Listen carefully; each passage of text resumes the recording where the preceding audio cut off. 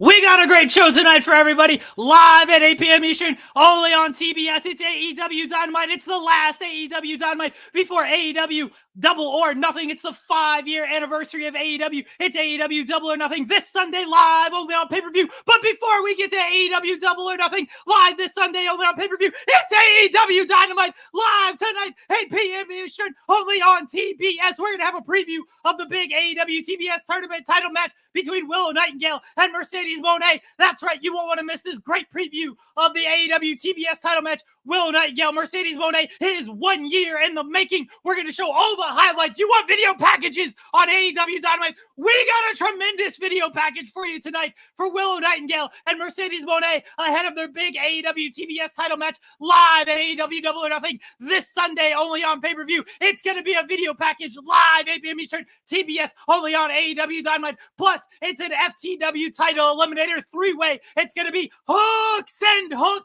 He's going to be facing Brian Keith and Katsuyori Shibata. It's an elimination three-way match. The FTW champion Chris Jericho is going to be on commentary for this great matchup. Who will face Chris Jericho live this Sunday, only on pay-per-view? AEW Double or Nothing, the 5-year anniversary of AEW. Find out tonight by tuning in to AEW Dynamite, live only on TBS at 8 p.m. Eastern, to see who wins between Hook, Brian Keith, and Katsuyori Shibata in the FTW title contender series. Also tonight, AEW Dynamite, 8 p.m. Eastern, only on TBS. It's Kyle O'Reilly against Malachi Black, ahead of Malachi Black's showdown with Adam Copeland, the rated R superstar Adam Copeland, the AEW TNT champion Adam Copeland, ahead of his big barbed wire steel cage match at AEW Double or Nothing. When can you watch AEW Double or Nothing? This Sunday, where live only on pay-per-view. But before we get there, it's AEW Dynamite, it's Malachi Black, it's Kyle O'Reilly, and a great singles contest for all the fans. Also in the AEW Women's Division, it's going to be the AEW Women's Champion Toni Storm teaming with Mariah May to take on Saraya and Harley Cameron ahead of her big matchup against Serena Deeb at AEW Double or Nothing. Only on pay-per-view this Sunday, Toni Storm, the AEW Women's Champion, she's going to be teaming with Mariah May to take on Saraya and Harley Cameron live at AEW Dynamite, 8 p.m. Eastern, TBS. Also in the tag team division, we don't really have that division because the rankings are done with. There are no more rankings, except there are rankings when maybe we decide to release rankings. Don't worry about that, everybody. In the tag team division, it's Will Ospreay, it's Orange Cassidy taking on Trent Beretta and Roderick Strong. Will Ospreay and Orange Cassidy, they're going to team up to take on Trent Beretta and Roderick Strong. You're going to see them in tag team action tonight, AEW Dynamite, only on TBS. And then you can see them in singles competition this Sunday, AEW Double or Nothing, live only on pay-per-view, when Will Ospreay takes on Roderick Strong for the AEW International Championship, and Orange Cassidy takes on Trent Beretta in a straight-up wrestling match, even though all of our matches are straight-up wrestling matches, because it's AEW, where the best wrestles straight up. It's going to be Will Ospreay and Orange Cassidy teaming up live tonight, 8 p.m. Eastern, only on AEW Dynamite, to take on Trent Beretta and Roderick Strong. And we're also going to hear from the Bullet Club Gold, Jay White, Colin Gunn, Austin Gunn, the Gun Club, Bullet Club Gold. You're going to see them live tonight, 8 p.m. Eastern, only on AEW Dynamite. We're also going to hear from the IWGP World Heavyweight Champion, Jon Moxley. Jon Moxley's got a big match this weekend at AEW Double or Nothing, live only on pay-per-view this Sunday, AEW Double or Nothing. Jon Moxley, he's going to be taking on Konosuke Takeshita in an IWGP World Heavyweight Championship eliminator match. And you're going to hear from Jon Moxley tonight. And you're going to see Konosuke Takeshita live taking on Matt Sydal. Why do we keep booking Matt Sydal in these matches when he always loses? I don't know. But you're going to see it live tonight, Takeshita against Matt Sydal. It's only on AEW Dynamite. It's only 8 p.m. Eastern, live tonight on TBS. We've also got Bryan Danielson taking on Satnam Singh in a first-time ever historical matchup. It's Satnam Singh's first ever singles match on AEW television. He's going to be taking on Bryan Danielson. Bryan Danielson, he just wants to wrestle. It doesn't matter how injured he is. It doesn't matter if he needs surgery. It doesn't matter if he's on his deathbed. Bryan Danielson, he wants to wrestle at AEW. Why? Because AEW is where the best wrestle, everybody. And Bryan Danielson, he's one of the best. He's one of the greatest all time. And he is going to face Satnam Singh live tonight, 8 p.m. Eastern. AEW Dynamite live on TBS. All of that and the AEW World Heavyweight Champion Swerve Strickland before his big matchup this Sunday, AEW Double or Nothing. only on pay-per-view on Sunday. Swerve Strickland, he's going to be facing Christian Cage for the AEW World Heavyweight Championship Sunday, AEW Double or Nothing. But before we get to AEW Double or Nothing, live this Sunday, only on pay-per-view, it's going to be Swerve Strickland taking on the prodigal son, Nick Wayne, in singles competition. It's only live. It's only tonight. It's only AEW Dynamite. It's only TBS. And after AEW Dynamite, after AEW Dynamite live tonight, APM Eastern on TBS, it's the final AEW Dynamite ahead of AEW Double or Nothing this Sunday. When live, only on pay-per-view. It's a 5-year celebration of All Elite Wrestling. That's right, 5 years, a historical landmark for this company. We've been doing this for 5 years, everybody. 5 years. Come celebrate with us live this Sunday. AEW Double or Nothing only on pay-per-view. Before you come celebrate with us this Sunday, AEW Double or Nothing live only on pay-per-view. Come celebrate with us tonight. AEW Dynamite live, 8 p.m. Eastern, TBS. Thank you to all the great AEW fans for staying with us for 5 years. Thank you for supporting AEW, where the best wrestle. Thank you to all the great AEW fans. Justified, this is awesome chant.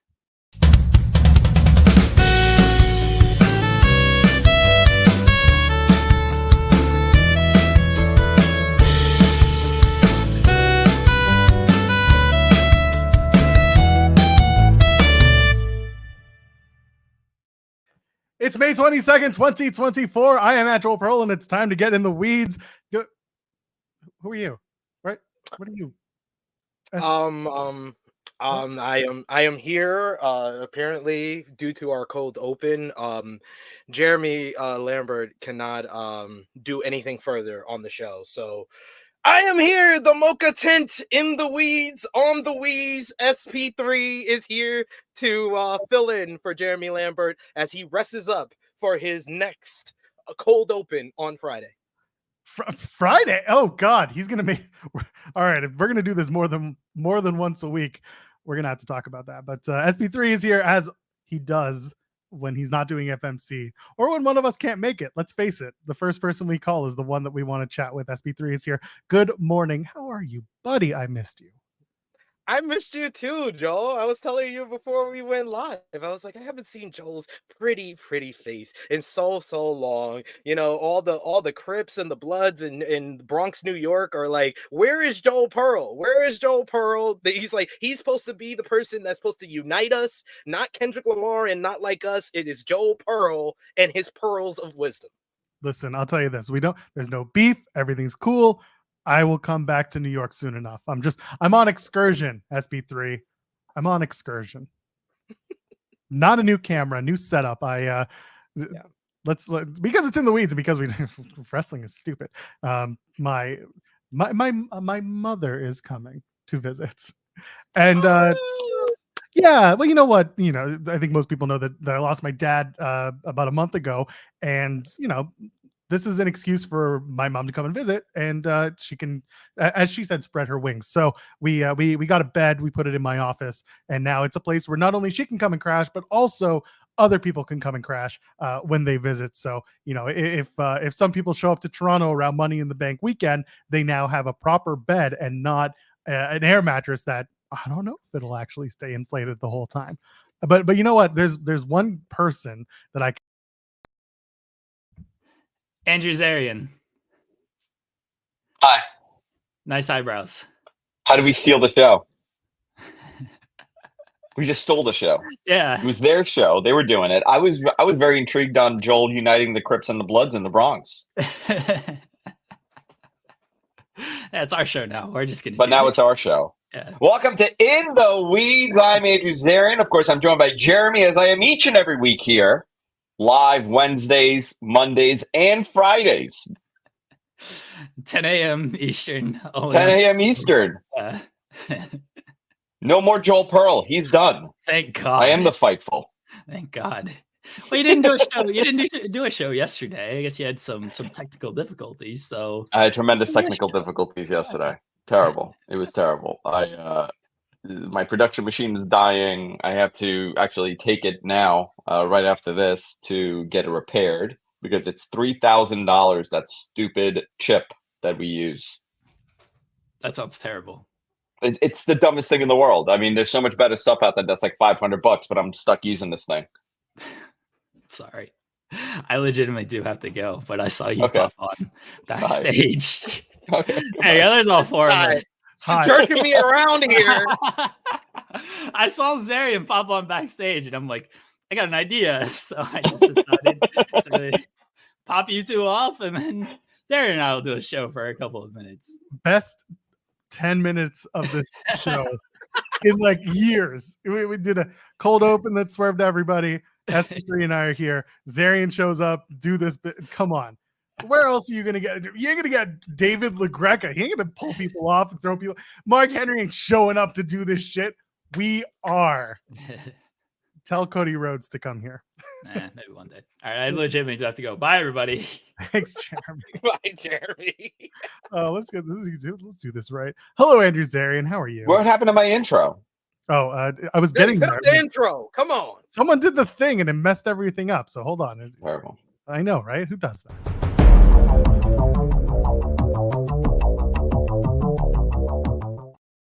Z360 is here. Hey guys, How I'm we- here. Let's just What's redo going that on? whole open again. All right. May 22nd. No, I'm not doing that. This is the New York City edition of In the Weeds. We got the uniter of the Bloods and the Crips in the Bronx, Joe Pearl, here with the High Chief of Queens, Andrew Zarian, along with me, Harlem World's representative. So we are in the weeds in New York City, which is a lot of weeds from. I'm not going to go through the sativas and the. Well, all the smoke shops are Okay, all the smoke there you shops go. are shutting down. They're shutting down all the smoke shops, so we're not so much in the weeds anymore. Are you We're guys in the dispensary. When Weed World on 36th and 6th gets shut down, that's a problem. You know they're coming after everybody. Sad days, sad days. I Well- remember walking down that 6th Avenue, smoking a blunt as Madison Square Gardens in my background. Right there. Yeah. Are you guys going the shroom way now? Are you guys getting shroom stores popping up? We don't have that yet, but I'm a big fan of psilocybin. Okay, we got that. Microdose, little microdosing. I'm a big fan of microdosing. Hey, listen, man. Be safe. Be safe. Do it well, and do it safely. Listen, it keeps me sane. If I don't, then I'm like Wolverine. I start berserker barraging everybody in Manhattan. It's terrible. I can Do actually. you still have the adamantium on your bones though? No. Mine got taken out along with his. Damn, man. I'm glad you recovered though. Morph by your side, posing as your wife, get into your wife's form. Like, I love you. She's not here right now. I love you. I thought that was so good. I thought that was so good. I I got to tell you, for the last 10 weeks, I've been so disconnected from wrestling, and it's brought this, renaissance of comic books for me, where I'm actually going to the stores and I'm buying everything. I'm buying, I got this for my birthday. My kids got me this. Oh, nice. I love it. Did But you I get started Fatal getting. Attraction? Did you get Fatal I have Attraction? fatal. That's episode 9? Listen. I'm old. I've had Fatal Attraction since 1993 when it came out. Okay, here, let me show you. They're all up there. I love it. Fatal Attraction is. Oh, look at that! I just grabbed it. There it is. I love it.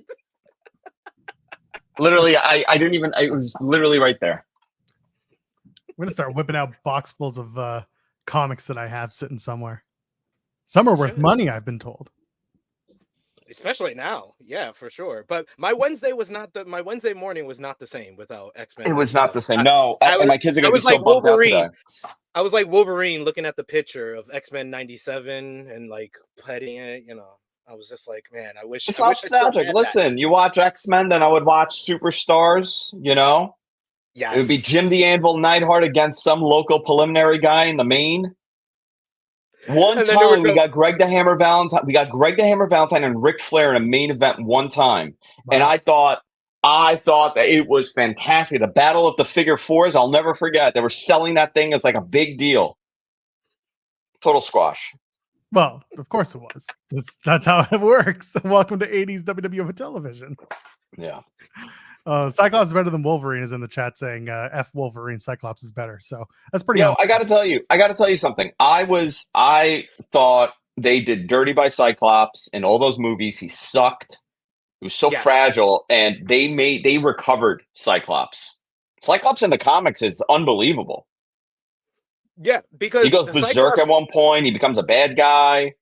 Exactly. That's why I enjoy Cyclops, because I both love and hate him. And I feel like season 1 of X-Men 97 encaptured that so well, where he's a great leader when he's on the field, when he's a leader of the X-Men, you know, using his optic blast in different ways for the superhero landing, the glide across the room. But then again, he's also an ain't shit nigga. I mean, he's out here mind effing his girl's twin in her head. He's like, oh, it's only been a couple of months. Yo, he is so bad. He ain't nothing. A lot of women know about these type of dudes out there. Yes, I thought everything was done well. I would love. Did you hear that they're doing a Terminator live animation now on Netflix, and it's going to be like the original, like Terminator to Terminator 2? Of course. Listen, nothing original can be made anymore. We've discussed this. No, it's over. It's over. It's over. Yeah, the studio. Why would you want to invest on a new franchise when you got built in? You know, I hate it.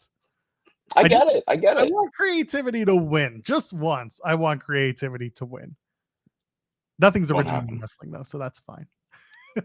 Have we seen every angle in wrestling? Like, have we seen it all? Like, what haven't we seen? You can argue no, but there are certain things you probably cannot do in wrestling that get away with. Like what? Chopping off someone's No, we did that one. No, we got the choppy pee. That happened. We got the live sex telethon on TV. Yeah, we had there have been murders, attempted murders, stabbings, gun violence. Yeah, it's been vehicular manslaughter, DWI angles. Dude dropped a car from a top of a pitchfork thing. Listen, eluded SA angles. Okay, that's happened. That's true. It has. That is true. Goldberg. I remember that. Yeah, paternity suits. Yeah. That racial discrimination. Yep. Oh, here's a pretty good one. A tasteful gay storyline. We haven't done that one. We have. You know what? That why would they? Golden Lovers. I mean, WWE hasn't done it, but Golden Lovers have. Would you consider it a tasteful gay storyline, or is it just like two guys who? Yeah. Okay. Listen, it's a bromance. I mean, but we really actually, you're right. We have not gotten a tasteful gay storyline. But the thing is, with Golden Lovers, it's alluded to, it's discussed, but it was never the actual story. You know what I mean? The relationship was never the crux. They never leaned into it, but the storyline was more the fans dubbing it that. Yeah. Like we've never had them come out with a storyline about two wrestlers. I mean, tastefully, no. Tastelessly, yes. Many. Oh, so many. But I mean, I kind of already did that with X-Men 97, where Magneto and Professor X, I consider them my favorite gay couple now after episode 10 and that conversation in the bar where they came out to each other. That's what the symbolism was. Not a lot of people got it, but that they were coming out. But that's always been the symbolism with that comic book. Listen, it's one of my favorite. Honestly, it's my favorite story. The X-Men is my favorite franchise. It's so complex. And it's not black or white. Everybody's very flawed. They lose constantly.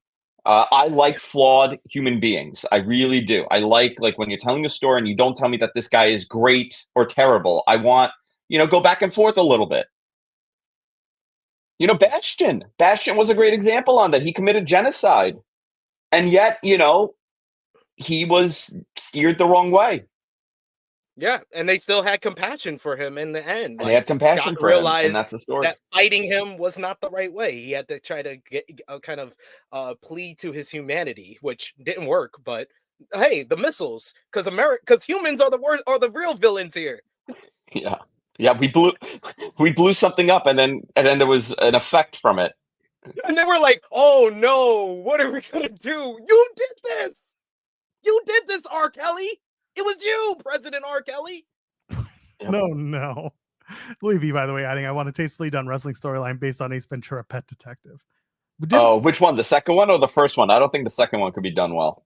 Was the second one with the dolphin? No, the first one is with the Dolphins. Second one when he went to Africa, didn't he? Oh Yes. yeah, no, you can't. And he had to fight the tribe leader or whatever the hell it was. Well, I mean, he did the not age well. Nigerian. Remember the Nigerian drum match? So I guess maybe we got halfway there. Yeah, we got a Punjabi prison fight. That's something. Yeah, they've even done it on the Indies at this point, kind of. I would love. We need a list of all the like international angles that they've done. Oh God, and how Rank 'em. tasteless they were. And we got to rank them from taste. We need to rank them. Yeah, That's true. For We need for the views and the SEO, we had to do the tier board, and then we got to Yeah. argue about it for like 20 minutes, and then cut it down to shorts. Ugh. The algorithm Perfect. hates us. Hey, by the way, speaking of the algorithm, drop a thumbs up on the video if you haven't already. Subscribe to us here at Fightful Overbooked, and if you will, donate a super chat. And you might get your question or statement read on the air first, but we also bring up your conversation pieces here and there as we deem fit. Otherwise, where else are we going to talk about Ace Ventura, Pet Detective, in a wrestling ring? Huh? Nowhere. Very true. Andrew Zarian, how are you? we got a pay-per-view this weekend. We got 2 pay-per-views this We got weekend. 2 pay-per-views this weekend. How many of them are you going to watch live?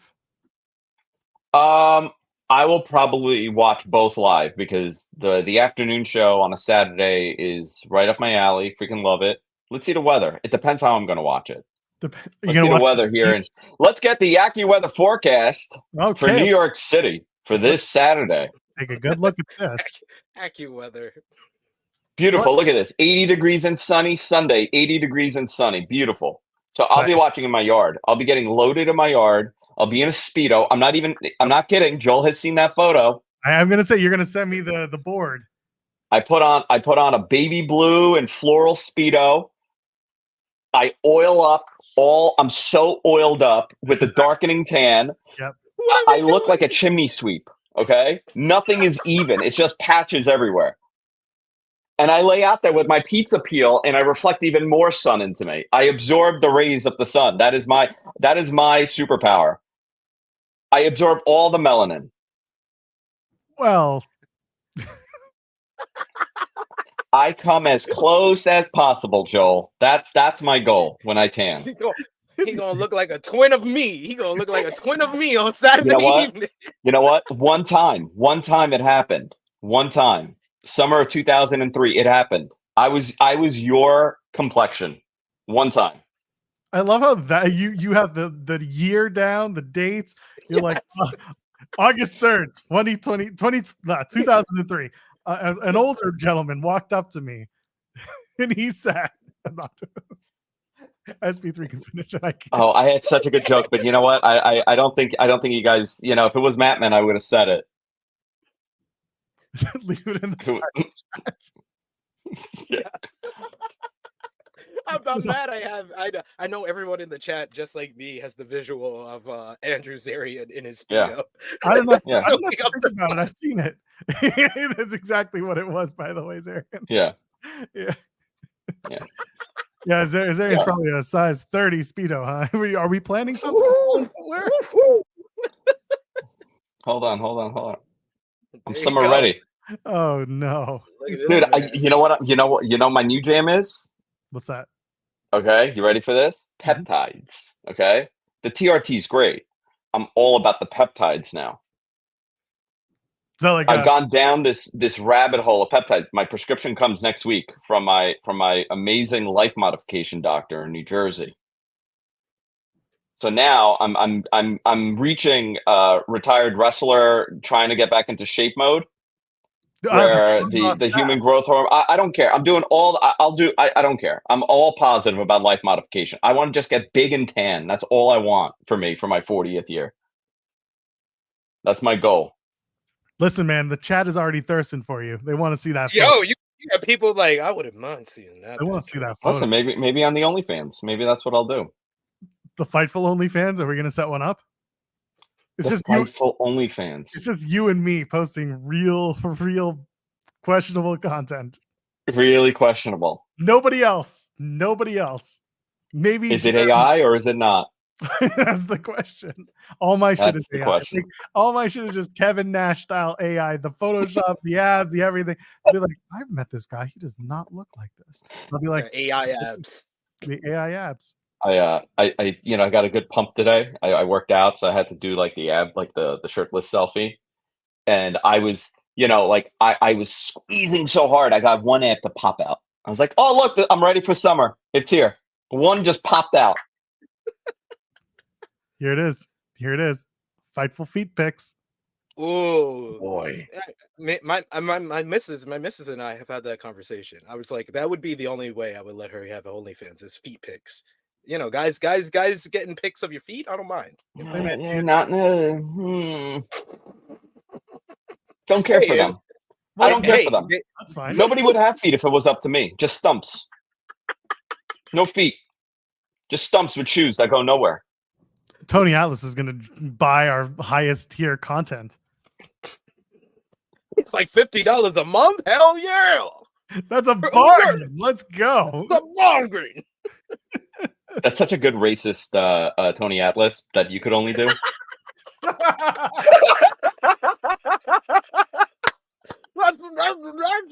bargain, man. He turns into Bill Cosby at one point. Oh, that's great. Does this count as a super? Well, Joel, remember my racist impersonations that I would do all summer during the pandemic? Unfortunately, where I would constantly tell everybody, I would say, do you guys want to hear my Michael B. Jordan impersonation? Yeah. And then I was like, listen, and I would build it up, and I'm like, listen, man, it's a really good Michael B. Jordan impersonation. Like, I don't mean it to be racial, but you do that kind of voice, you're matching it to the person. I don't want you to take it that way, but here it is. And I would just go into Dr. Fauci rants. Yes. Hey, I'm Michael B. Jordan. It's me, Michael B. Jordan, Get the the hand. actor. B. Jordan. And I would do that all. And that was, again, one of my delusional bits. Pandemic was a very special, weird time. But Yeah, I want to go back to it. I can't. I had the best time of my life. I want to relive it every single day. Oh my goodness. That'll be Had the a only kid fans. during that time. This little piggy only at, oh boy. Yeah. Wow. It's the Fightful OnlyFans podcast. The only one. We're only going to do one. The rest is going to be proper content, but there will be one podcast and it will be called this. Well, I had that problem. I had that problem when I interviewed RVD. I had to put it behind a paywall. On the Patreon? I had to put it on the Patreon. Because of the content. Because Katie was twerking on me the entire interview, and I no-sold it, and I was just staring into Rob's eyes, like longingly, just because I was trying to break whatever was happening. I just wanted it to stop with the twerking. I was supposed to be there at that interview. You were. And I was asleep because I had gone to bed. You guys did the interview. I think it was a Saturday, and on the Friday. No, Friday. You did it Friday, so maybe it was the. No, wait a minute. No, wait a minute. I think it was the Friday because I had gone out and I didn't get home until 6. This was in Vegas, by the way. This was SummerSlam. Pay-per-view was a Saturday because I came home on a Sunday. Wasn't nah. Oh, maybe. Yeah, SummerSlam had to have been in Vegas. 21. Yeah. It was because I was supposed to get there Thursday. And my flight got canceled.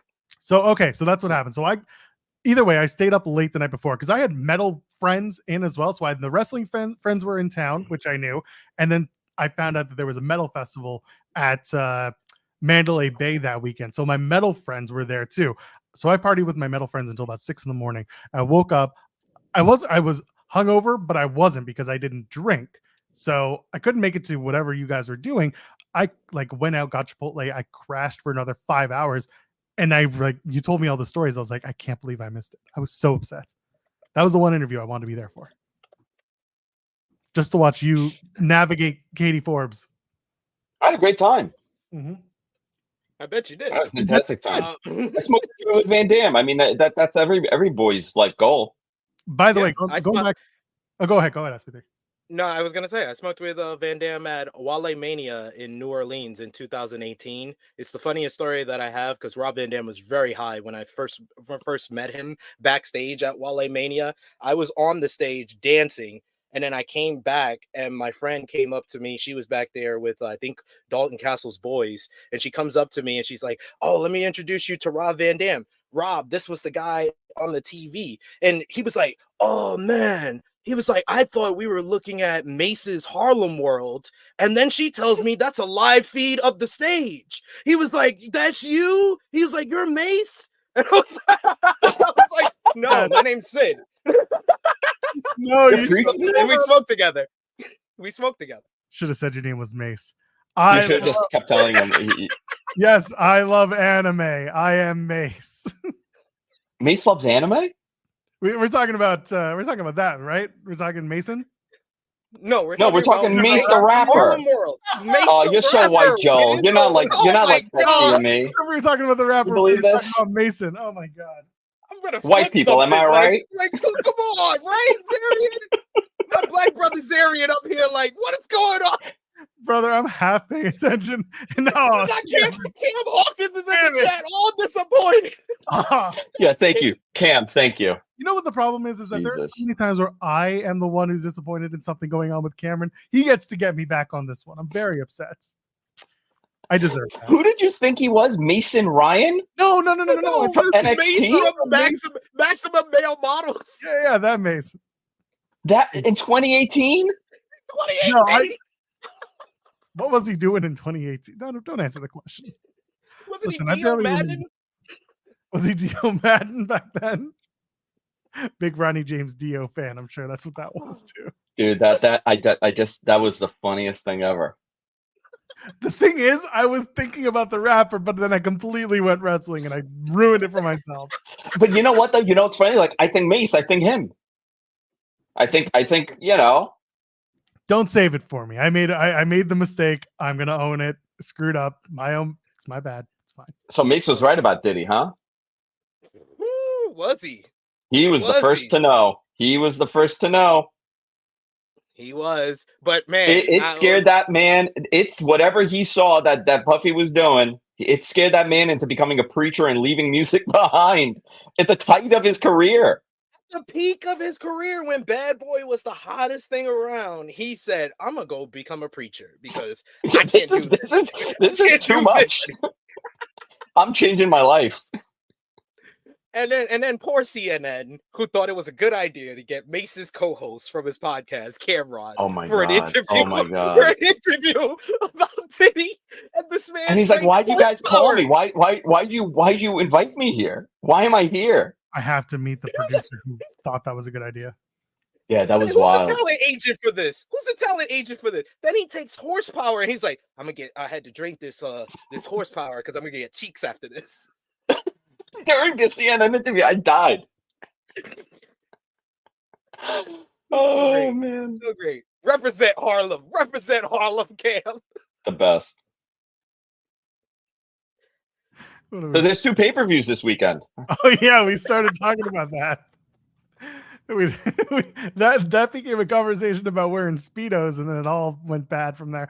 By the way, going back to we're going to talk about the pay-per-view in a sec. The OnlyFans stuff. If we do that, this little piggy podcast, I've decided if we ever run out of feet content, we're just going to turn it into a mukbang content. Oh, mukbang. Ugh. Yeah. Well, you know how I feel about people eating. Yeah, it's true. I do. You want to go to all you can eat sushi sometime, Andrew Zarian? I want to ban all of it. I want to ration out food to everybody. Oh my God. No eating in public ever. No eating in arenas ever. Oh, I don't care. You lose revenue. I was on the streetcar yesterday morning. Dropped my kid off at daycare. Got a sandwich and a piece of cake at the store because it was on sale. That's how it works. And I ate it on the streetcar home. That's what I did. Public eating. Yeah. Banned. Canceled. I did it pridefully. You got an infraction. I give infractions now. I paid my fare. I can do what I want. That's a slippery slope, my friends. No, Andrew, you need to give him a demerit. That's a demerit, sir. Demerit. Sir, it's a warning. We're giving you a warning next time. you have to pay your fare twice if you want to eat on this. I think if I became mayor, I would do that. I think I'd do a better job than our club promoter. Did you know that we got a club promoter as a mayor Really? No, in I New did not York? know that. Our mayor's a not. club promoter. Yeah, he's hanging I out did in not zero. know that. Yeah. You know, that's how he passes stuff. You get a free drink. You go into you sign a deal with him.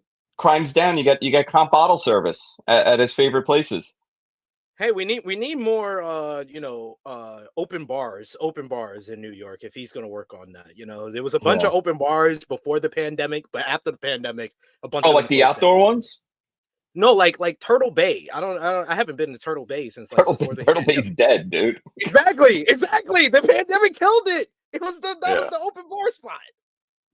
What the red building? What is the open bar though? As in is it open liquor? Yeah, basically you pay like $10-$20 and you drink all night. Oh, that's why you can drink unlimited. But that's an SLA issue. That's the liquor authority. That's illegal in New York. That is not legal. Yeah. That is not legal anywhere I can think of. Certain states have open bar. Certain states have open bar. Yeah. Open bar is legal in certain ones. So it's like, hours, 2 hour open bar, $45, whatever. That's legal in certain states, not in New York. Okay, but it has a time limit. You can't just stay there and you could do it with a time. Yeah, you gotta have a time limit. Yeah, they always give a time limit for it. Yeah. All right, I see Michigan has an open bar. Okay. I mean, that makes sense. People are Michigan, it's Michigan. I'm just gonna leave it like that. I got one person that listens to this show who last show listened to Jeremy and I talk about the Cobo Hall stuff, where we're talking about doing the monster truck match on top of the Cobo Hall. Anyway, at that point, he DMs me. He's a friend of mine. Shout him out to Chris. And Chris is just like, of all the days where I'm not watching live for all of your Detroit talk, this is the show. And he then goes off on like a big tirade of text just talking about Detroit landmarks and Cobo Hall stuff. Shout out to Chris, because that was fantastic. And he's like, I wish I had seen it, because I wish I had been watching live, because I would have been hopping in the chat. Oh, it's good stuff. But anyway, go to Michigan, get your open bars. Apparently Denver does it. And Denver has it as well. Pittsburgh has it as well. See, how is New York the number one place for bars and clubs and all of this? We don't have it anymore. Because we don't know how to act. That's part of the problem. Okay, points were made. Yeah. Points are valid. Gonna say I'm in Midtown every day. I see how these people act. They're barely people at this point. Yeah, we ain't doing it in Toronto. The best we can do is we're open till 4. Can I ask you, Joel? I'm going to ask you a very uneducated question. Okay, sure. I'm used to it. Okay, that Toronto accent, that's not real. That is not real. Brody? That is not a Toronto. That's not real. So that is something insane. So it is and it isn't. It is a little. It depends who you talk to. It is. Why are white girls talking like they're from the Caribbean? Okay, so that's what it's. So it is a Caribbean accent. It is an immigrant accent that kind of became into Toronto culture because there is a large Caribbean community. Like that is real, but it's somehow become like part of the Toronto just form of speech. I have a very Korean neighborhood that I live in, right? My neighborhood is very Korean. I don't speak in fake Korean English. I find it so bizarre. I can't believe that it's manifested into like a thing, like a cultural pop culture thing now, where it's more like a put on. People are I guess, you know what? They do it in New York. Everybody's a little Italian here. Yeah, that is true. Yeah, I had an Italian accent for a while myself. So, yeah. SP3, how many times? I was in the Bronx. I was in the Bronx for like 2 hours, and all of a sudden I developed like a heavy Bronx accent. It was unbelievable. Come on, how many times SP3 have you crossed the street and said, "Hey, I'm walking here," and like really lay it on and did the hands too? Did the Tony D'Angelo? I'm walking here. Huh? Yeah, see. Common. But I want to hear Joel to just break down into, don't speak on the family, Crody. It can get deep in the family, Crody. Don't talk about my family, and Crody. I want to hear all that. I don't live in that part of Toronto though. It's almost Midwestern. It's almost Midwestern. Isn't that the wild part? It's almost like a crazy Midwestern accent. I've been pretty good about my accent not really coming through, especially when I'm when I do shows. Like, people don't know that I'm Canadian unless I say it, or once in a while I'll slip and something will come out that sounds Canadian. But most of the time, people don't really know that. They just know I'm from Toronto. I've also traveled quite a lot, so it's lost much more compared to like the people who are living here and say a boot or have the very traditional Canadian accent. Oh, buddy, when you hear that, it is at the end for me. I think you should lean into it, Joel. I think you should lean into like the traditional Canadian stereotype accent. I'm okay with that. I think I have to be around the right people at the right time in the right headspace for me to do it. If I hang out with New Yorkers for a week, probably will start speaking with an accent, with the New York accent. But most of the time I'm not. And so I just don't. If someone's saying, can you say the word bag? Bag. That's how I say it. It's not what bag? Bag. B-A-G. B-A-G. Bag. Yeah, bag. Bag. How, there's an accent to bag? Like I know with New Yorkers, we say coffee a certain way. Coffee, like even new. Coffee. We don't. It's new. There's like a weird U that goes in that ending. Yes. It's not EW. It's NU. Yes. Anyway, there's wrestling this weekend. Yeah, there are 2 pay-per-views this weekend, guys. Do you have... We said that twice. Okay. I'm gonna get us back on track. Andrew Zarian, who is your pick for the King and the Queen of the Ring tournaments? Gunther and Nia. I am in agreement with those.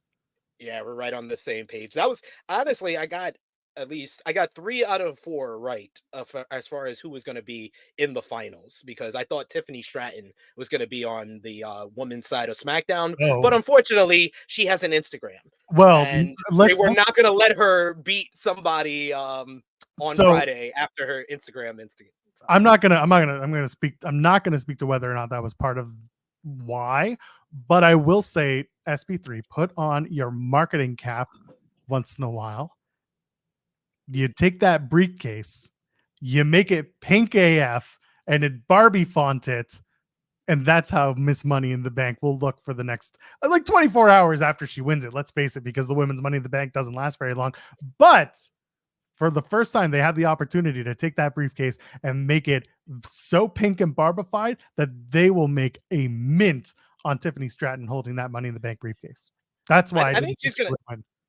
I think she's gonna go a while with the Money in the Bank briefcase. If they do that, if they make it pink, they're gonna actually have her hold it for a couple of months so they can make some merchandise money off of it. Yeah, I'd be fine with that. And what about the Cody Rhodes Logan Paul? Weren't y'all expecting that to be a 2 title match, or was it always going to be for 1? With SP3, what were you going to do? Was it going to be 1 title or 2? I always knew it was going to be for 1 title, because that's if you make it for both titles, you're booking yourself into a corner where you don't want to take the title off of Logan Paul before Cleveland and SummerSlam. So he's a perfect first challenger for Cody Rhodes. I'm just going to bypass the great match that he had with AJ Styles because the build was crap. But this feels like the first big heel challenger for Cody Rhodes. And I think that they've had good chemistry in their promo work ahead of time, especially the contract signing on Friday. I think it's going to be a great matchup, but Cody Rhodes is going to win, obviously. Zarian? Cody's going to win, but I'm curious about this because I do think Logan should get that title at one point. People think I'm crazy, but I don't know when. I don't know, but I think it has to happen. Okay, that's because think about the chase. Think about the chase to dethrone that asshole heel. Everybody's going to want to see him lose, and I think that's part of the beauty of wrestling. You can kind of manufacture that and have somebody try. I like Logan Paul. I he gets tremendous shit on the internet, and personally, I don't listen to his stuff. I don't follow his content, but I think in wrestling, he's incredible. Well, he's done the right thing in terms of taking out the fan aspect of it. Backstage, he's been seen very positively because he puts in the work. He's very respectful by all accounts. He comes in, he wants to learn, he wants to do best. He asks questions, and he's again respectful of the business, which sounds like a low bar, but in wrestling, like that's what you need to be. So people really appreciate that if they're backstage working with someone like Logan Paul, who could easily just be like, "No, F you, we're doing it my way." Like Pat McAfee, who could just walk off the air any day and be like, "I got all this money, and I can bark all I want, and no one's gonna stop me. Or sorry, no, I don't get to do that. Host this damn show. I don't get paid enough to do that. But yeah, that's. I agree that Logan Paul could possibly be a main event champion. I just don't know when or where. Maybe next year. I think that they should honestly. I agree with Andrew that they have to kind of do that one day. And with 2 world titles, it makes it more of a possibility that they could do it. But I feel like if you do that, you're gonna have him. I think you should have him win Money in the Bank and cash it in, because I think that him with the briefcase would be fantastic. Yeah, because of his schedule, you can have him whenever he shows up. There's an option of he may cash in, or we don't know when he's going to show up and cash in. Like, I think that that's something that I called last year when he was in the Money in the Bank last year. I thought they should have done him as the winner to kind of cash in at any point and work around his schedule. But I think in the future, that is something that they should do.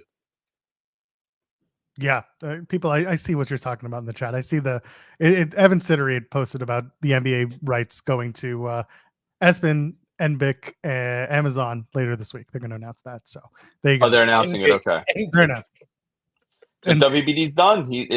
They're out of the game. So again, keep in mind, there's still one more season of the NBA on TNT. So it's not taking effect until 2025, 2026 season. So yeah. He's still got another year, and that's probably going to, affect how the AEW TV rights fall. But again, that honestly, that's more of a question for Andrew Zarian, who does the conversations and digging on that stuff.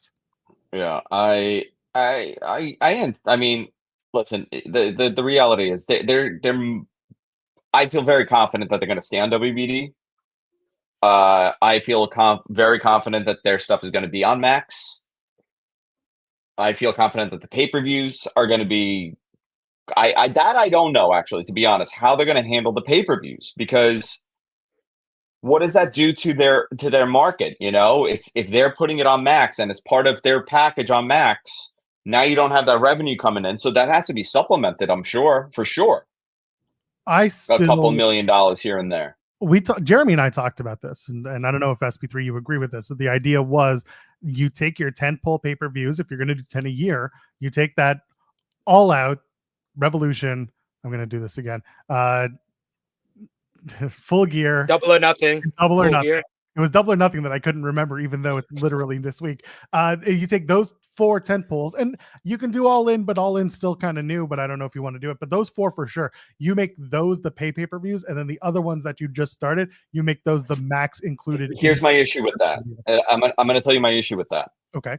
AEW hasn't done a good enough job at telling you, other than All In, obviously, right? All In is really the only one that is treated differently. No other pay-per-view is treated differently. If you think about it, All Out was supposed to be the one. Double or Nothing is supposed to be the one. But what's the difference between Double or Nothing or the World's End pay-per-view or Revolution? It doesn't, or Full Gear. It doesn't really matter. There's nothing that tells you no. This is the big one, right?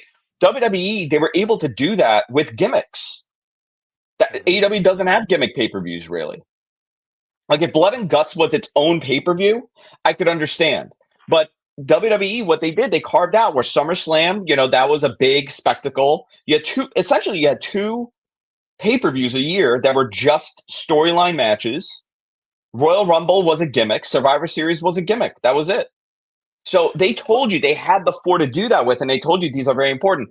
AEW has been adding more. I think if they added some sort of weird, I don't know. I think All In should become, come to the States next year and see what that could do.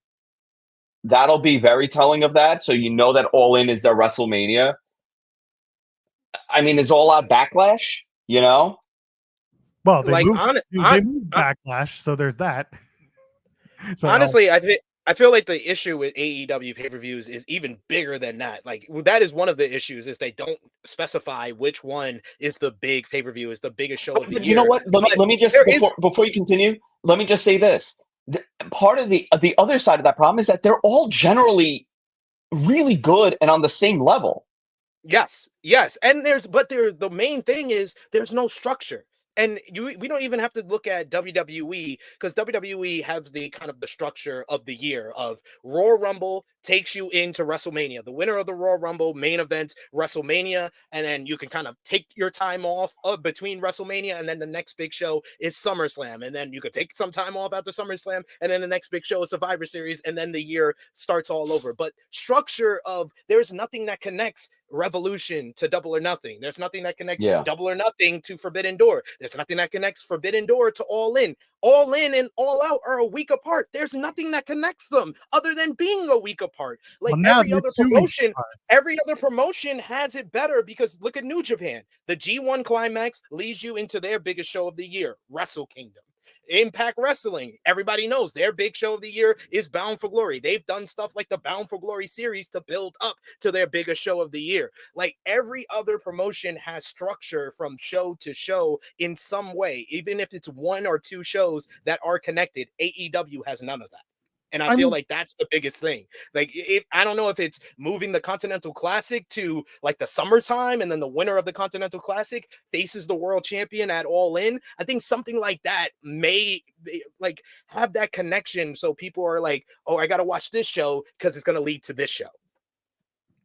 So, okay.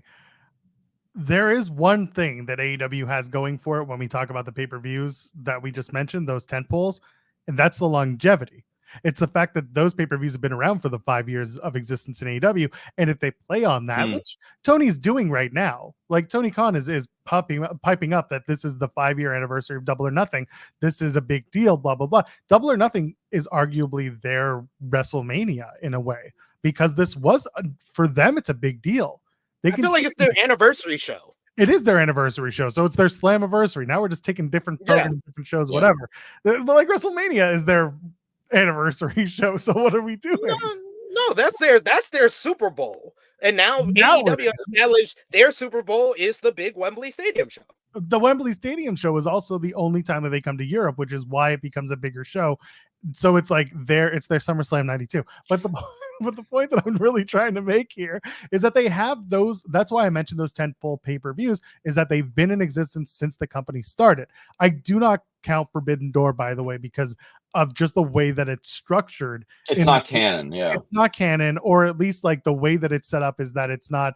When they try to make it canon, it's like only in and out. It's not a full year of build or whatever, and that's not a knock at the pay-per-view. It's more just like it's there, it's special, it's fun, but it's not canon. Yeah. I think having an identity for some of these pay-per-views, more than it just being a series of great matches, like Double or Nothing, their anniversary show, All In is their WrestleMania.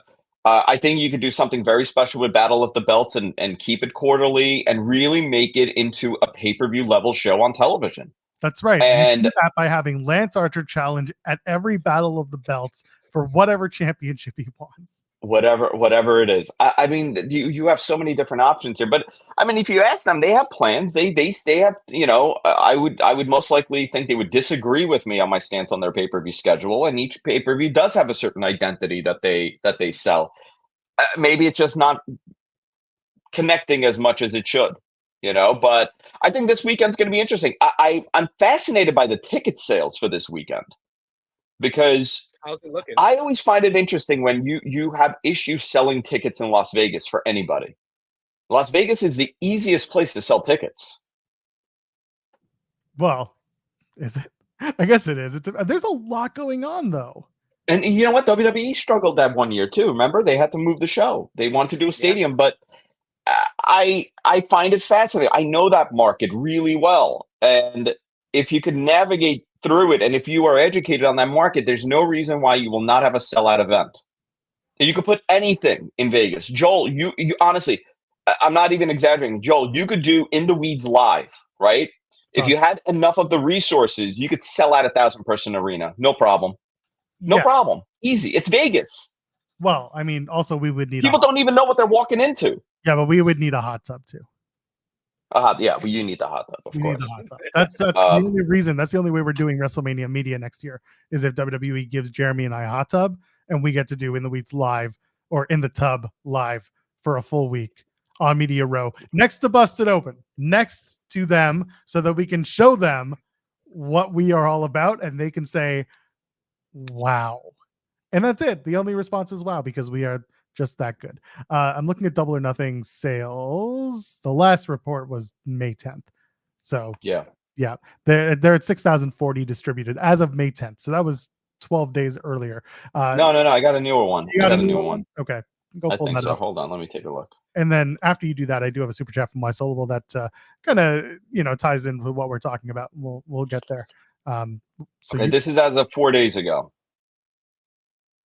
No. This is how many? You get 6,441, right? Yeah, that's the latest number I I had got. 6,040 is what I had. So you got a few more.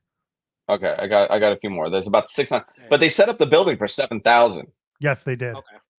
But the MGM Grand is smaller, right? How big is the MGM Grand? And I think it's 10,000, maybe 12,000 on Yeah. the big show. Okay. It's Because I not a know huge they have gotten 10,000 in there before, like 2 years ago with the Punk and Page main event. Tonight they are in. Where are they tonight? Are they in LA tonight? No. Bakersfield. 16,000. Grand Garden Arena is 16,000. So I It's a think big building. They've gotten 10,000 before for like 2 years ago, but this is not Yeah. the same company. And honestly, Because- I was skeptical of them going back to Las Vegas after last year. Yeah. Well, I think the traveling is starting to get to people, especially how expensive Vegas is, because I could not believe the last time when I was there 2 years ago how expensive it was. this is where I put over someone like Koshe Irby, who has the ability now to say to someone like Tony, stop doing it this way. We should try it this way. We just saw, and this is the thumbnail, All Out is moving. It is now September 7th instead of being on Labor Day weekend, the weekend of the 1st or whatever that first weekend in September is. Much better, in my opinion. Also, if they start doing that, I've made the joke before, and it's kind of serious that I make it, is that Tony loves tradition. Things are set, things happen. This is how they happen, and this is how they operate. We don't divert from that. This is the first time where they've actually done that with All Out and done like an actual pay-per-view being moved for whatever reason to give more time, whether it's storytelling, booking, whatever. Make it easier for fans to get to these venues and get to these cities so that they can participate and be a part of the show. Why Soulable sent a super chat I want to read real quick. Morning, guys. Seems like so much discourse about AEW revolves around metrics and business. You guys think it wears on the talent? Like maybe their work is being taken for granted? This is a good question. I think some talent, it absolutely is something that they think about and they ruminate on.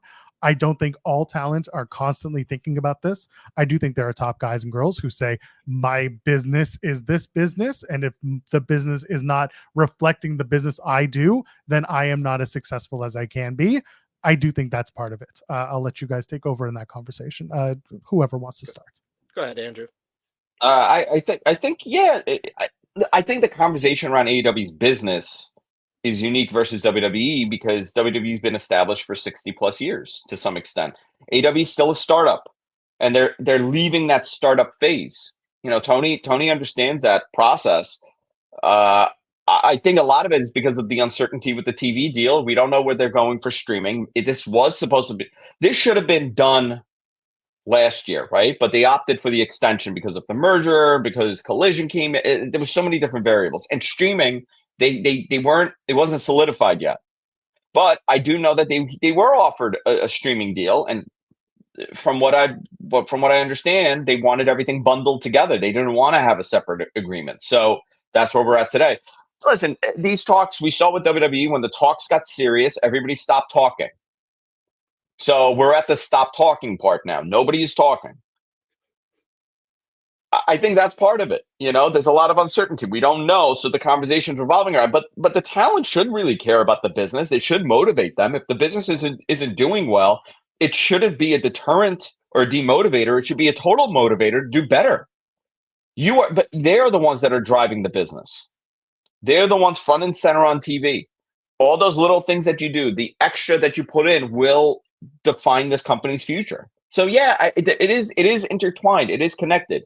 Yeah, you're a performer. Yeah, it's your art, but also your art is connected to this business that exists. If it's not there, then where are you going? So it's all married. I mean, it's all connected together. Yeah, I think that they're of course gonna notice the talk, and I don't think it wears on them though. I think that I agree with what Andrew and Joel was saying, that I think it's going to be more of a motivator because they realize that they are the ones that it's going to make the change. If it's going to improve or it's not going to improve, it's going to be on them and what they're putting out there on the TV product and on the pay-per-views. So I think that that's why AEW, why all the talk is on metrics and business right now, is because this is a very important year. We're going to hear this media rights deal, and it's either going to be what Tony has been kind of alluding to or seems like he wants, or it's not. And that's going to judge what the talk about AEW is going to be for the weeks after.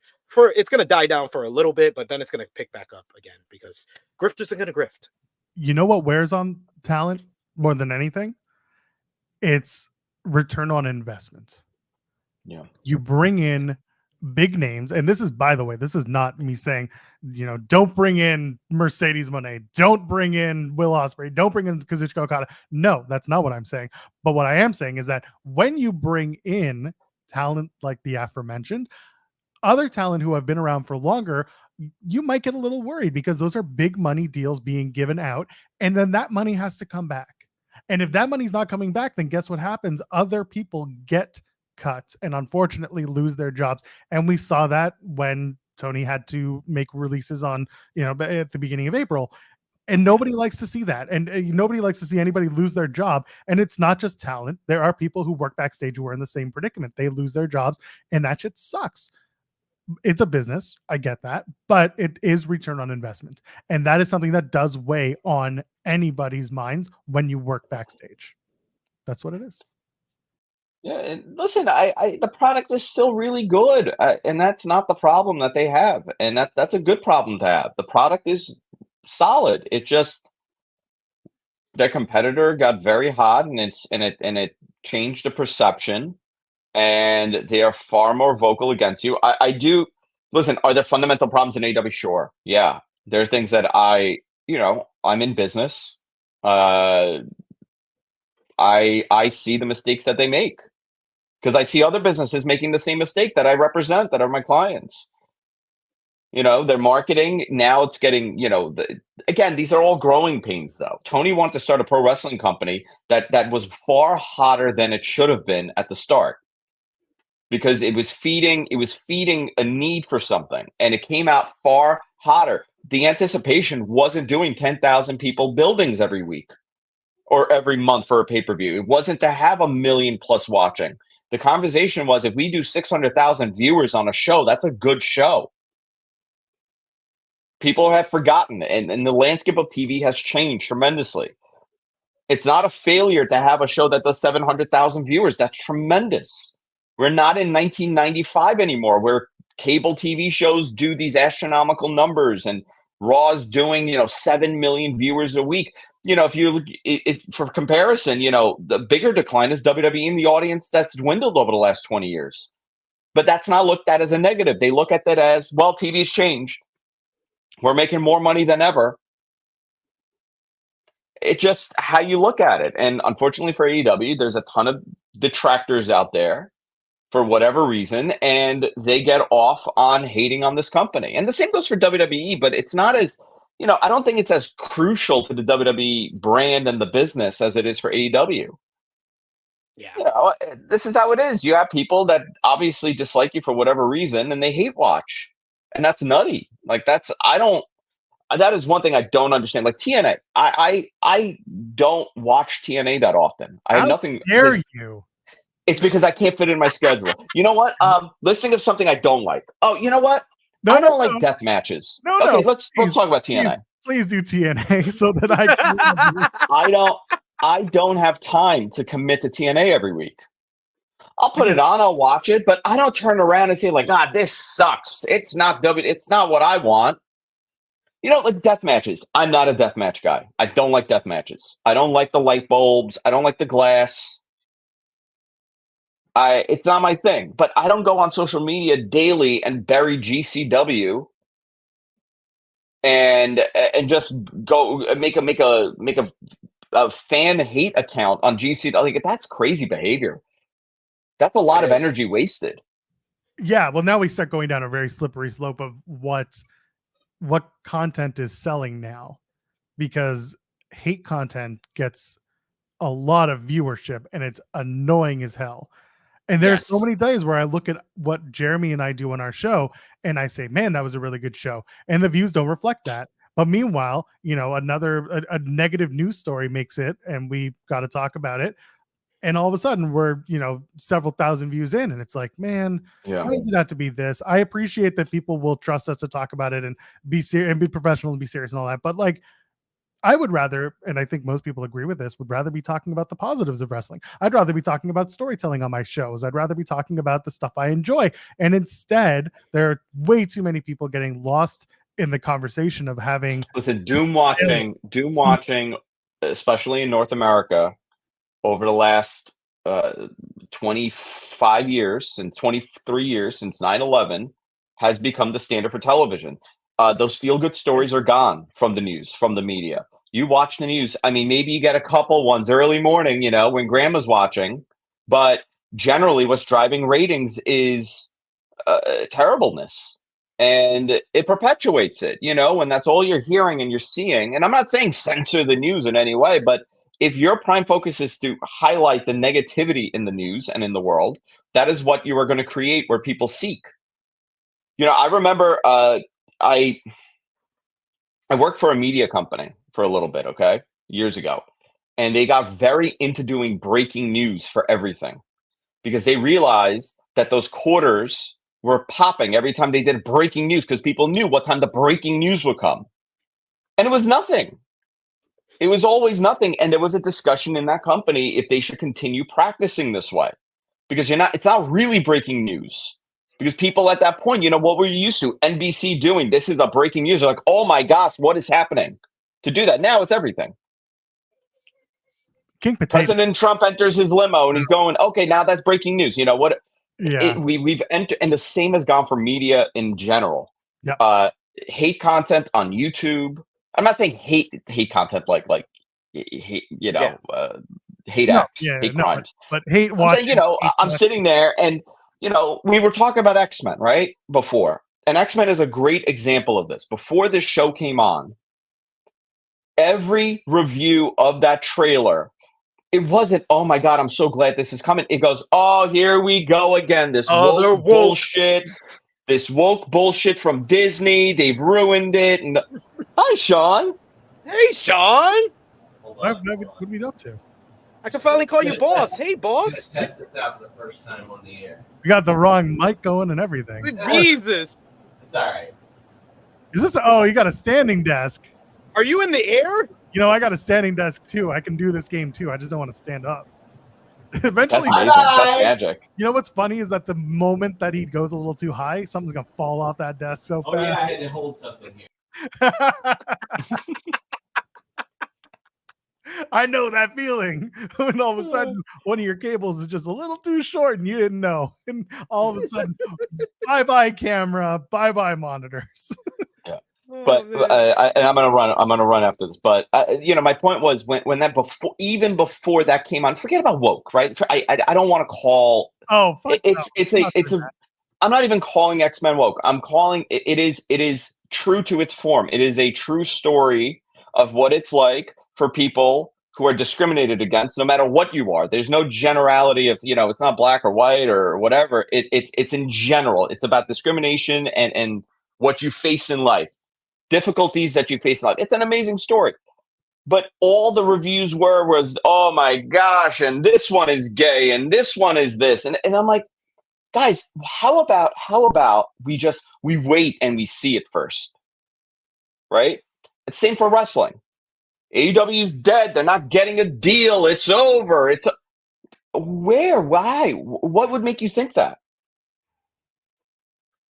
it's the doom, the doom and gloom. It seems like that is what's drawing people, and it's unfortunate. And I get where Joel's coming from. Like I have a bunch of times where I'm doing a podcast and we're talking about good things, or we're praising both AEW and WWE, and then it doesn't get the viewership. But if Vince McMahon does something, CM Punk does something in the news, that's what gets all the attention. So it is very much kind of a microcosm of what people are watching for nowadays. And Yeah. it's unfortunate, but it is the world we live in right now. It is the world we live in. Talk about the world we live in. I'm going to Midtown Manhattan where hell exists. Hey, does Warner Brother want I've Ring of avoided Honor? that. Do you know? I'm gonna say this exactly how I've said it. I don't want it to be made into something else. I've never once heard anybody talk to me like bring up what we really want Ring of Honor. The only time I've ever had a conversation about Ring of Honor was when I was speaking to somebody from Warner and they were asking me what the deal with Ring of Honor is. What's the deal? This is a while ago, and I explained to them the whole story of what it is. I've never listen. It's possible they go on Max. I don't know. I just never once had a conversation about Ring of Honor, like in any actual conversation. I mean, I'm not surprised to hear that. It's not a shot at Ring of Honor. It's just that. But these guys aren't wrestling guys. Like, they're not really wrestling guys. You know, these aren't guys that have followed Ring of Honor and have gone to indie shows. These are people on a high media level. Right. And like on a tier list of wrestling companies, Ring of Honor is, there's a reason why we do a Ring of Honor and TNA post show. Yeah. It's not a knock at either company. It's just on the depth chart, they're not super high. I get it. Yeah. All right. Goodbye. Andrew, thank you for your time. Good seeing you, Andrew. Bye, SK. I'll see you soon. Yes, you will. See you soon. My goodness. The man didn't That was show a up fun for time. weeks, and all of a sudden he has an hour for us. There you go. Making up for 'Cause lost. I'm here. It's true. We had to be the New York in the weeds. That was a NYC. that was a good excuse to have him. So I got to give him that. Mike Straw, who we love here, saying In the Weeds needs a doom and gloom segment with nothing but things that are ultimately good news. It's not a bad idea. That is a good one. We're going to clickbait people with bad stuff and turn it into like puppies and kittens. I feel like Rob and Maggie do that on their show on Fridays. So maybe it would just be taken from them. I don't want to do that. But anyway, see, what's the deal with Ring of Honor is the first thing I thought of was Seinfeld. What's the deal with Ring of Honor? What's the deal with the Ring of Honor? Is it a ring? With the honor of the ring. What's so honorable about this ring? It's not a ring, it's a boxing. Anyway, I'm just done with this. Kim Gray added, it's hard to love AEW for me. I'm trying, but and that's the thing, it's subjective art. I tell people this all the time. If it ain't for you, just don't watch it. Because we watch it, we watch it because we cover it, we talk about it. Some of us really do enjoy it and therefore want to talk about it. But like when we come at it from a critical standpoint, we're not coming at it as a burial or a reason not to watch. It's a, man, I wouldn't have done it this way. We always try to present an alternate idea. And that's why Jeremy and I, we come on the show and SP32, when you do join us, we talk about what's working and what's not, and what's for us and what's not. And we don't expect anyone to take our conversation as gospel unless it's news and we're breaking news. This is all just talking about a television program that exists in the world. Yeah, it's all about your perspective. And, you know, I know me personally, I've enjoyed the whole elite hostile takeover storyline because it feels very different from the AEW product that we have gotten traditionally, where episodically it's advancing each week, where one week they attack Tony Khan, the next week they attack Kenny Omega, then Kenny Omega makes anarchy in the arena and we introduce the team AEW, then the next week one of Team AEW is out and injured, so we have to replace him and somebody else returns. That is a progressing story that has been going on throughout the build to Double or Nothing. I think that mainly kind of why a lot of the buzz is down with AEW is that there isn't enough of that. Stuff just kind of happens with a lot of stuff. Like, this person becomes the number one contender for this title, and then they wrestle a whole bunch of matches with the other person watching them, and then they wrestle at the pay-per-view. That's how you could describe about 90% of the title feuds in AEW. I need more story and progression like we've been seeing with the Elite storyline, but not everyone seems to like the Elite storyline. Some people have totally drawn off of it. They say the Young Bucks aren't draws. They say, oh, I'm not interested in Jack Perry in this main event role or whatnot. They have so many different issues, but me personally, I enjoy it. And that's what it's all about. It's a preference and it's subjective at the end of the day. This just in, AEW is set to close their next pay-per-view with Anarchy in the Arena live at Double or Nothing. That's basically triple main event. We didn't get that from Jeremy. Jeremy didn't talk about the triple main event for Double or Nothing. Yeah, exactly. Like game saying his ass, but it doesn't make the show bad. Exactly. It's just it. Yeah. And SP3 describing Jimmy Macro. Absolutely. Like that is the thing with Ramble is that most weeks I could tell how Jimmy felt about the show by how I say, "Hey Jimmy, how's it going?" Like before we even go live, I can tell how he felt about the show by yeah, it was good. He'll give me one of those, and then he'll go, "Oh yeah, it's pretty good. Oh, what did you think about the show? Yeah, it wasn't that bad. Yeah." That's how I know where his vibe is at. So yeah, I did basically describe Jimmy Macaron.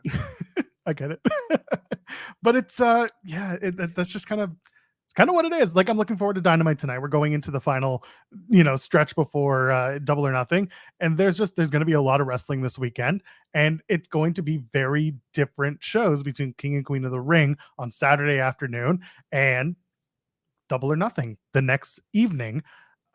On one hand, I'm going to appreciate being done by 2 p.m. on a Saturday.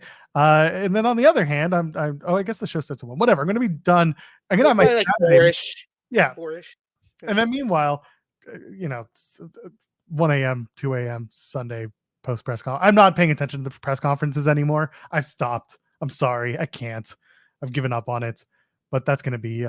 Especially after a former WWE employee told us that they don't want real questions. They want people to just play along. Thank you. Somebody had to say it. Thank you, Matt Camp. Thank you, Matt Camp, for being honest. Because I knew this was the thing for a while, but I just needed someone who's worked there to actually say it. Yeah, like if Jeremy had been here and I brought this up and it's in my notes, like we both would have just sat here and said, yeah, and? But the thing is, you can say that and you can scream it from the rooftops. It doesn't make a difference. If we're in that room, we're still going to ask, and it's not going to mess up our levels of access, because at the end of the day, if we're doing good work and our work is being seen as positive and helpful and newsworthy, as it were, no one's going to take that away from us. And again, like us being physically in that room doesn't always lend a lot to what we do at Fightful, at least. Sean hasn't been in that room for a while. Other people have. I've been in that room. I've asked questions at different pay-per-view press conferences, the AEW, WWE. But like at the end of the day, what are people really paying attention to? Yeah, listen, in a perfect world, every entertainment company wants their press conferences or press events to be positive and well spun for the betterment of their company. This should surprise absolutely no one. But what that doesn't mean is that people who want to come in and ask the questions shouldn't ask the questions. You come in, you ask the questions, and nobody can stop you from that. And the bad look that would come with asking a question and then being not invited back into the room is a bigger blowback and a bigger story that people like us will talk about and we will take umbrage with. We are not there. I don't think we will get there. And I think the first time that it happens, it's more likely, I could be wrong, but it's more likely that it's someone asking a question that is just completely off kilter and badly worded and just misrepresentative altogether. That's going to be the first time, or it's like just bad, a bad question. Take that as you will. But people asking about lawsuits, about allegations, things like that. This is it. Like they will ban me if I show up at Money in the Bank and I say, "Hey, Trips, good to see you, Joel from In the Weeds, Fightful.com. Where is my hot tub?" Okay, thanks. Bye. And then No, where's my cheese? I don't care. I want the cheese. I want the hot tub. People can get their $7.99 cheese. I want my $7.99 hot tub. But the point is, when is the WWE cheese going to start selling on WWEshop.com? Can't get an ice cream bar, can't get cheeses. But the point is, you go in and you can ask the questions. And like, yeah, sure, Matt Camp can sit here and be like, this is not what they want. They want you to come in. They want you. Of course, they want you to ask the easy questions. Of course, they want you to make it, a fun time at the show because you're part of. I called it a kayfabe vortex for years, and I stand by that. Nothing shocked me by what Matt Camp said, and like you said, SP3, like you finally somebody said it. Someone with an experience in WWE on camera has finally said it, and sure, Matt said it, and others have said it, and we know it's there, but no one's gonna get kicked out because they asked the question. They're just gonna be there, and that's that. It's up to you and what you want your work to represent. If you want to play along and be a part of the show, then sure, you're going to give them the question that they want. But if you have pride in your work, and we seen it, you said it yourself, you've been in that room and you have pride in your work, so you're going to ask the question that needs to be asked that your audience wants to hear. It depends on the audience, and that's why WWE has allowed a lot more content creators in there, because content creators are going to make whatever they feel their content represents. If their content represents the more positive side of WWE, then they're going to ask a more positive question. I have never held any of those questions against one another. It's when it feels like they're avoiding the real questions that need to be asked. That's when I have an issue with watching the press conferences. But you know what the solution to that, people, is? I stop watching the press conference, not me trying to dictate what other people are asking. Are you insinuating that you and your friend Mark will stop watching the press conferences?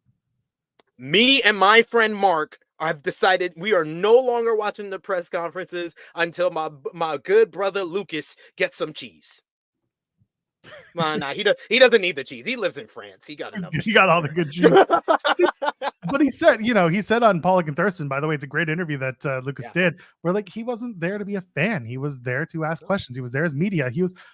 It's one thing to be given a ticket to these events, but like that doesn't mean that the transaction is then thank you. I'm going to speak only positively about the experience. I've said this before. AEW have credentialed me many times for different events, TV and pay-per-view. And like I said, I've been in the room, and my big complaint out of Forbidden Door, I've told the story here a million times, is the water bottle thing. You're sitting me through a 6-hour event, and at the end of the night, I'm going into a 2-hour press conference. Give me a friggin' bottle of water. You're not buying any one of us off. What you are is stopping us from falling out of our chair dead on the post-show scrum. And like, we all want to be there. Many of us do enjoy being in that room afterwards, because we get to ask questions to these performers and to Tony in the case of AEW. We get to have those conversations on a public stage. I get to ask Tony, you licensed Final Countdown for Bryan Danielson. How much did that shit cost? How did that come together? I was curious about that because that was something that, from a music background and knowing how much Europe wants for these songs and the representation, how much they want, that was important for me to ask. And because it was the first time that it had been played on an AEW pay-per-view, so we needed to. I was curious about that. And then he dropped the whole like it's the cost of a wrestler's salary. And I was like, Jesus Christ. Crazy. And if that's $50,000, that's still $50,000. That's a lot of bread. That's a lot of bread for what a song they played twice. Exactly. And like, I don't know. I'm sure there's other uses for it and all that. Like Wembley, you'll probably hear it again, because if they're going to do, let's say, Danielson and Nigel McGuinness in a big like Ring of Honor final whatever big match feel, you play Final Countdown. Brian's the big asshole heel, blah blah blah. It's fine.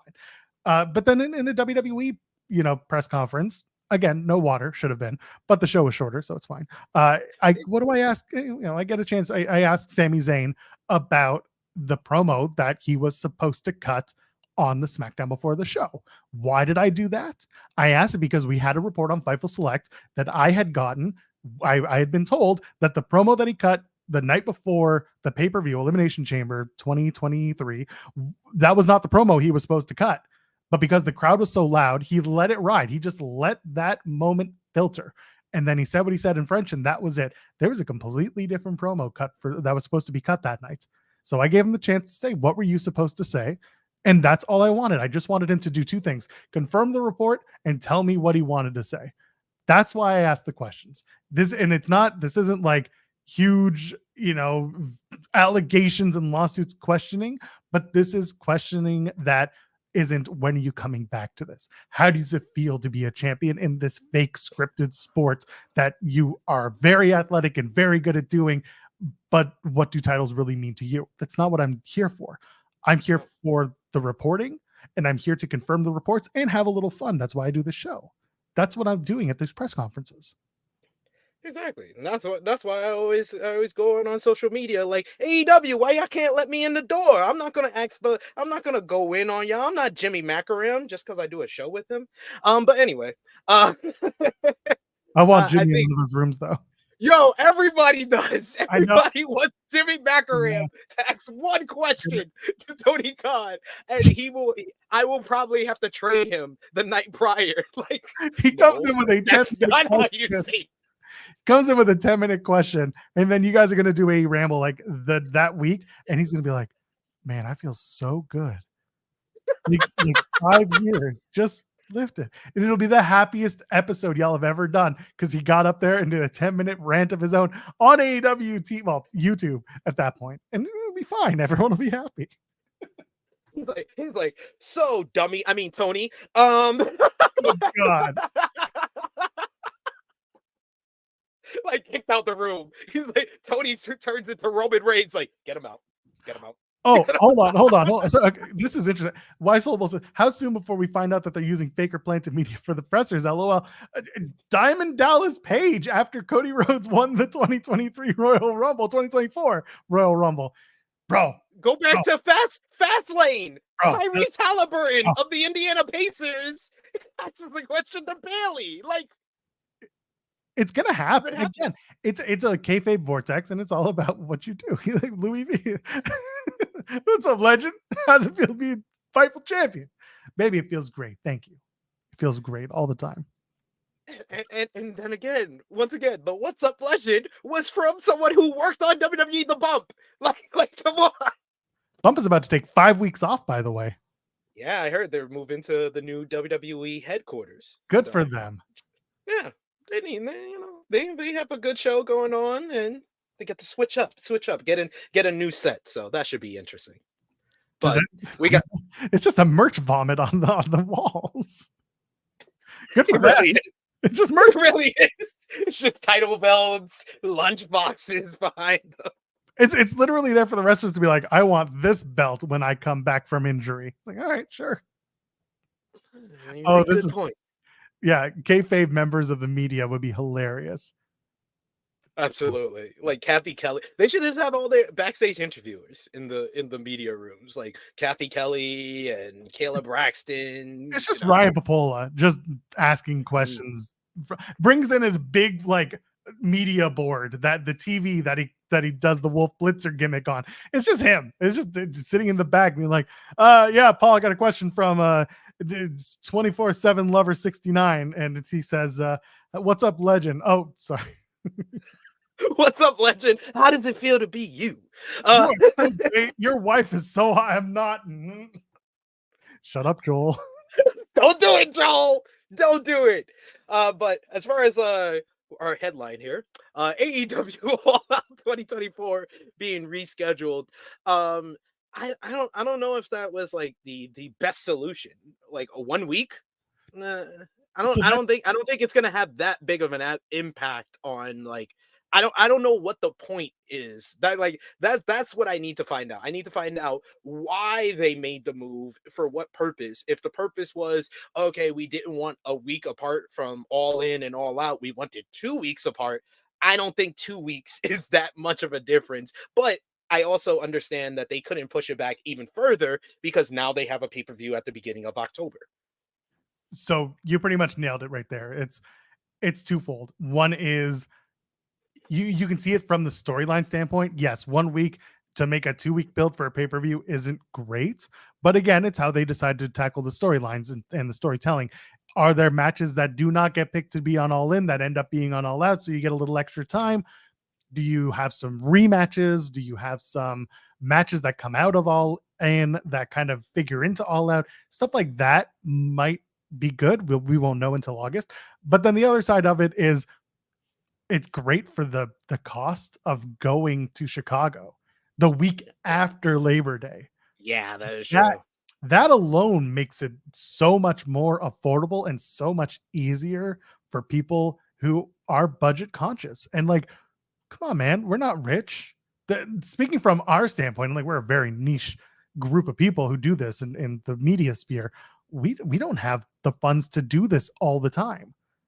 That's why so many times, if the show is geographically convenient for one person, they'll go and be the representative. They'll do it. I'm going to Slammiversary because it's in Montreal. I'm going to Money in the Bank because it's in Toronto. Like it's easy for me to do it. Normally Sean would come in if it's Toronto, but he decided that maybe he's not going to do it this time. I'm already here. We save a lot of money. We save a lot of expenses. I'll go and I will represent the company. That's just the way it is. Where's all your super chat money going to? This is a good question. It is going to people not named Joel or Jeremy. There you go. People like me. I appreciate y'all. Yes. SP3 PBS. I appreciate y'all. PBS P3. I appreciate y'all. But yeah, it definitely makes a lot of sense from that perspective to make it easier on the fans, especially if there is some fans that want to go to both All In and All Out. You at least get a week at home before you have to pack up and go to Chicago. But I always thought that, if they were going to continue with it being 1 week apart, they should build it like a 2-night WrestleMania. They should build it like that, where they're just building matches. Some matches are going to be at Wembley. Some matches are going to be in Chicago. Some people will be on both shows, but we're building to both shows at the same time. I think that was the one thing that I didn't like about last year's build to All In and All Out, is that the All Out build, there was a couple of matches that we knew already, like Darby and Luchasaurus and stuff like that, but most of the matches were made that week in between All In and All Out. I think they should be building to both shows at the same time, and even with it being 2 weeks apart, I think they should still do that. RJ City just dropped the tweet of the month, really. Satnam Singh's first singles opponent was Jimmy Jacobs. His second is Bryan Danielson. That man is on an ROH Legends tour. He is, though. ROH legend right there. Satnam Singh, man. Sorry, I had to divert because that just completely ruined me as a human being. Hey, Jimmy Jacobs, man. I have a lot of memories of my days watching Ring of Honor in the Hammerstein Ballroom in the 2000s, the year in the 2000s of Jimmy Jacobs, and having my cell phone out for him and Lacey, and then Age of the Fall and all that good stuff. So, hey, I'm going to be watching Ring of Honor this week to see Satnam Singh's singles debut. I saw Jimmy Jacobs and Lacey reunite at Emo Fight, GCW Emo Fight. My friend was there live. Yeah. I was there. I was there with our pal Jamanica. We went to that show. Nice. That was Grand Slam. That was the first Grand Slam. We went that weekend because wrestling. Wrestling. It was extreme.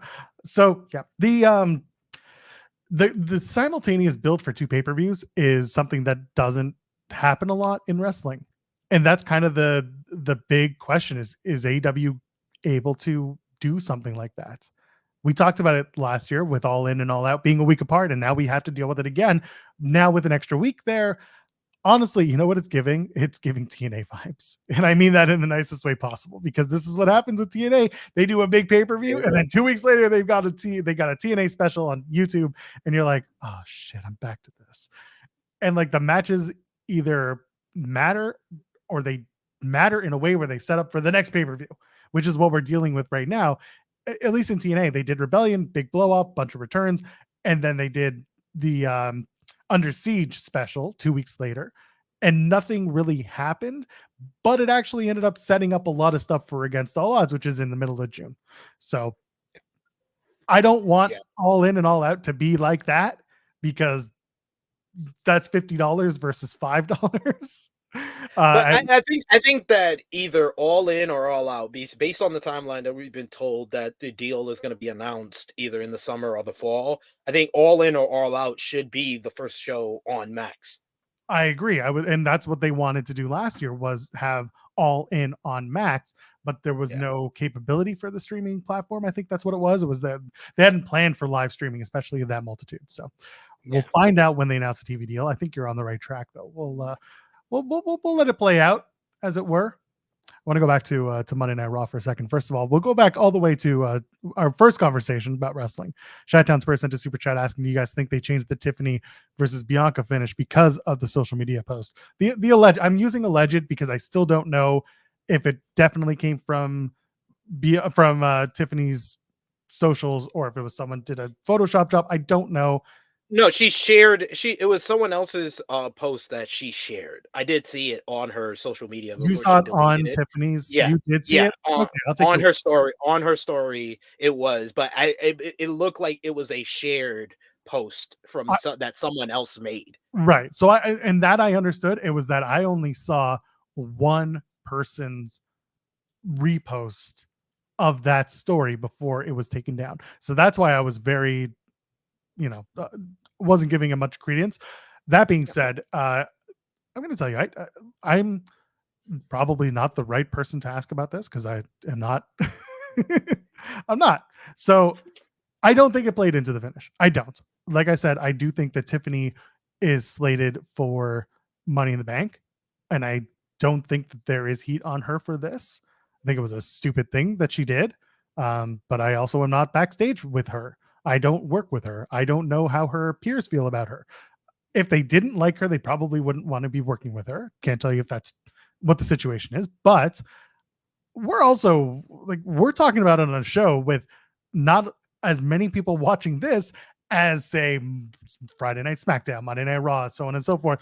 I guarantee you go into an arena with 15,000 people, you ask them point blank without showing them anything, 95% of them will say, huh? And that's it. They're just there for the show. They're there for the entertainment. I don't think that even kind of got to half of the people that go to WWE shows. They don't even know this happened, any controversy at all. I just felt like it was an immature thing for her to do, to post that, or she didn't think it through at all. And then it opened up Pandora's box, where now I know that Tiffany Stratton is a Trump supporter because of a social media post. I know your political views, and I didn't want to know all of that. I'd rather just view you as a character on a TV show that I watch every week, and how great you perform that. And I've been a fan of Tiffany Stratton since the 2.0 days, when I was doing the review with Sati Nyangi over on Wrestle Talk. I used to do her promos in her voice with the rich white girl voice, because I loved her promo work and I just loved the character, and she had charisma from day one. And to see her improve in the ring the way that she has been fascinating to watch over the last 2.5 years. So I don't want to know about any of your political views. I don't want to know that you make inappropriate social media posts. Maybe you should just focus on making your social media something that makes people want to watch you on the television show. That is what my advice would be for a Tiffany Stratton after the whole minor controversy from last week. But I don't think it had anything to do with the outcome of her and Bianca. Yeah, I think it was always just part of the story. Someone's pointing out she likes mega stuff too. And honestly, like SP3 said, she's a character. I don't care what Tiffany Stratton is doing. I don't care about this. This person is not going to lead to the end of civilization. This is the same, people don't give Bryan Danielson enough shit for saying that Glenn Jacobs was the smartest man in the room at a wrestling show. Do I think Glenn Jacobs was the smartest man for a wrestling mind in the room at the time? Sure. Do I think that means the man should have ran for a mayor? No, because I don't agree with any of the shit that he does, says, or feels. Okay, he ain't wrestling, so I don't give a shit anymore. I also don't live in Knox County, so it doesn't matter. But the point that I'm really trying to make is with Tiffany, it's a character. It's a character. Don't stand the human being. Enjoy the character, enjoy the TV show. This person is not the reason you pick who you vote for and public officials. Just watch the show for that. Just watch the show for the character, not for their not for the humans' political leanings. Forget that. Make your own. Exactly. Figure your own stuff out. We gotta. We're already going through that on one promotion where a lot of us can't take away from what we've learned about Chris Jericho when we watch him on TV. But I have, because I like the learning tree. I don't care what anybody says. I like the learning tree. He's made it work for me. Also, SP3, I'm gonna ask you a very important question. Where do most wrestlers live? Especially those who come through the WWE Performance Center and work NXT. Where do those wrestlers live? Oh, in Florida. That's right. So No, we got a good super old chat. Anyway, Florida. moving along, just completely off topic. We got a super chat from Jana saying, do you think one reason Lyra Valkyria is getting a huge push is because with Rhea Ripley gone, other than Becky, just completely forgot Becky's last name, Becky Lynch. Becky Lynch. I was going to call her Becky Balboa because I just love that alliteration. And they've called her that in the past. Other than Becky Lynch, they need a top babyface for the Raw women. I like that she made it to the end. Win or lose, they're cementing her. So Lyra Valkyria makes it to the finals of the women's, the Queen of the Ring tournament. She'll take on either Bianca Belair or Nia Jax. I enjoyed the match with Lyra and Io. Try saying that 3 times fast. And I do think they're trying to build Lyra Valkyria. I also made reference to this on Monday's show with Jeremy, that what they're trying to do with the King and Queen of the Ring is completely different from the last 10 years. We're going back to the mid 90s in the Triple H era when he was a wrestler, where the King and Queen of the Ring actually matters and it actually does something for the talent and isn't some sort of gimmick associated with winning a crown. Lyra's a big deal for them. What do you think? I totally agree with you, and I do think that there is kind of credence to what who was it, Jen or the super chat from Jana. Yeah, there is some credence to that Raw does need more babyface on the female roster. You know, if Becky Lynch is the number one, and you know, prior to the whole Rhea Ripley turn, because she was really the top heel, even though she was wildly popular, she was still the top heel on Monday Night Raw. Becky was the top babyface, but behind her was like Liv Morgan. And then on the heel side, it was Nia Jax. If you move Nia over to SmackDown, you live over to the heel side. Rhea's not here. Yeah, you're going to have to fill some spots. And I think that having Io Sky make it to the semifinals, it really kind of firms up her, establish her, because she's had back-to-back bangers with Shayna Baszler last week. I think even the week before that when Natalya was a really damn good matchup. And then this week with Lyra Valkyria, they got 19 minutes to go out there and work. And it really, really put over both ladies in the end, because Io didn't lose anything by losing in the fashion that she did with the British Bulldog Bret Hart finish from SummerSlam 1992. Second reference to that on this show.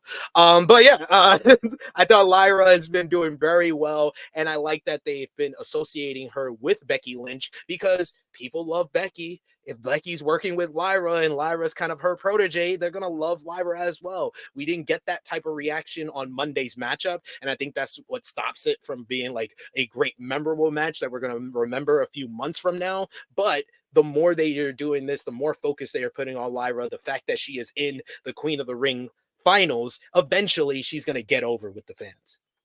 Does she win it? No. Because it's all about Queen Nia. Nia Jax needs something, because honestly, I would say Nia Jax has firmly established herself as one of the best re-signings of the Triple H era.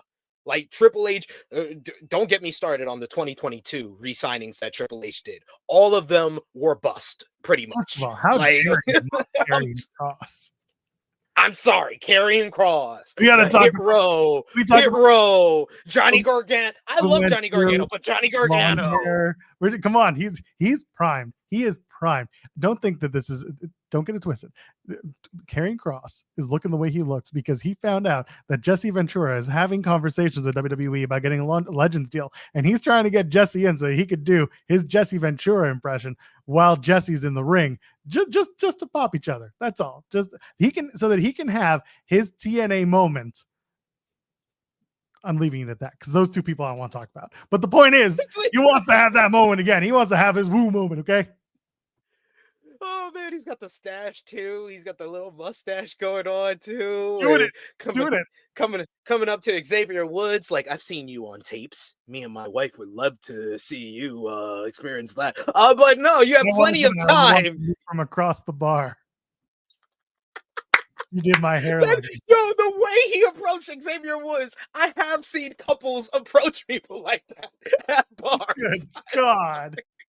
I am sorry. I am sorry to say that, but it is true. I've seen it with my own eyes, ladies and gentlemen. But I think Nia has been amazing since she come back. Like, she firmly established herself as a force with the way that she came back, beating down Raquel Rodriguez and Rhea Ripley. I love that they did the long build up to her and Rhea Ripley finally going one-on-one at Elimination Chamber. And even though she's taken losses to, Becky and Rhea, and then that loss to, she should have lost on Friday because she did swing the chair first, but that's beside the point. But Nia has just been probably think the Kratos shot first. Star Wars.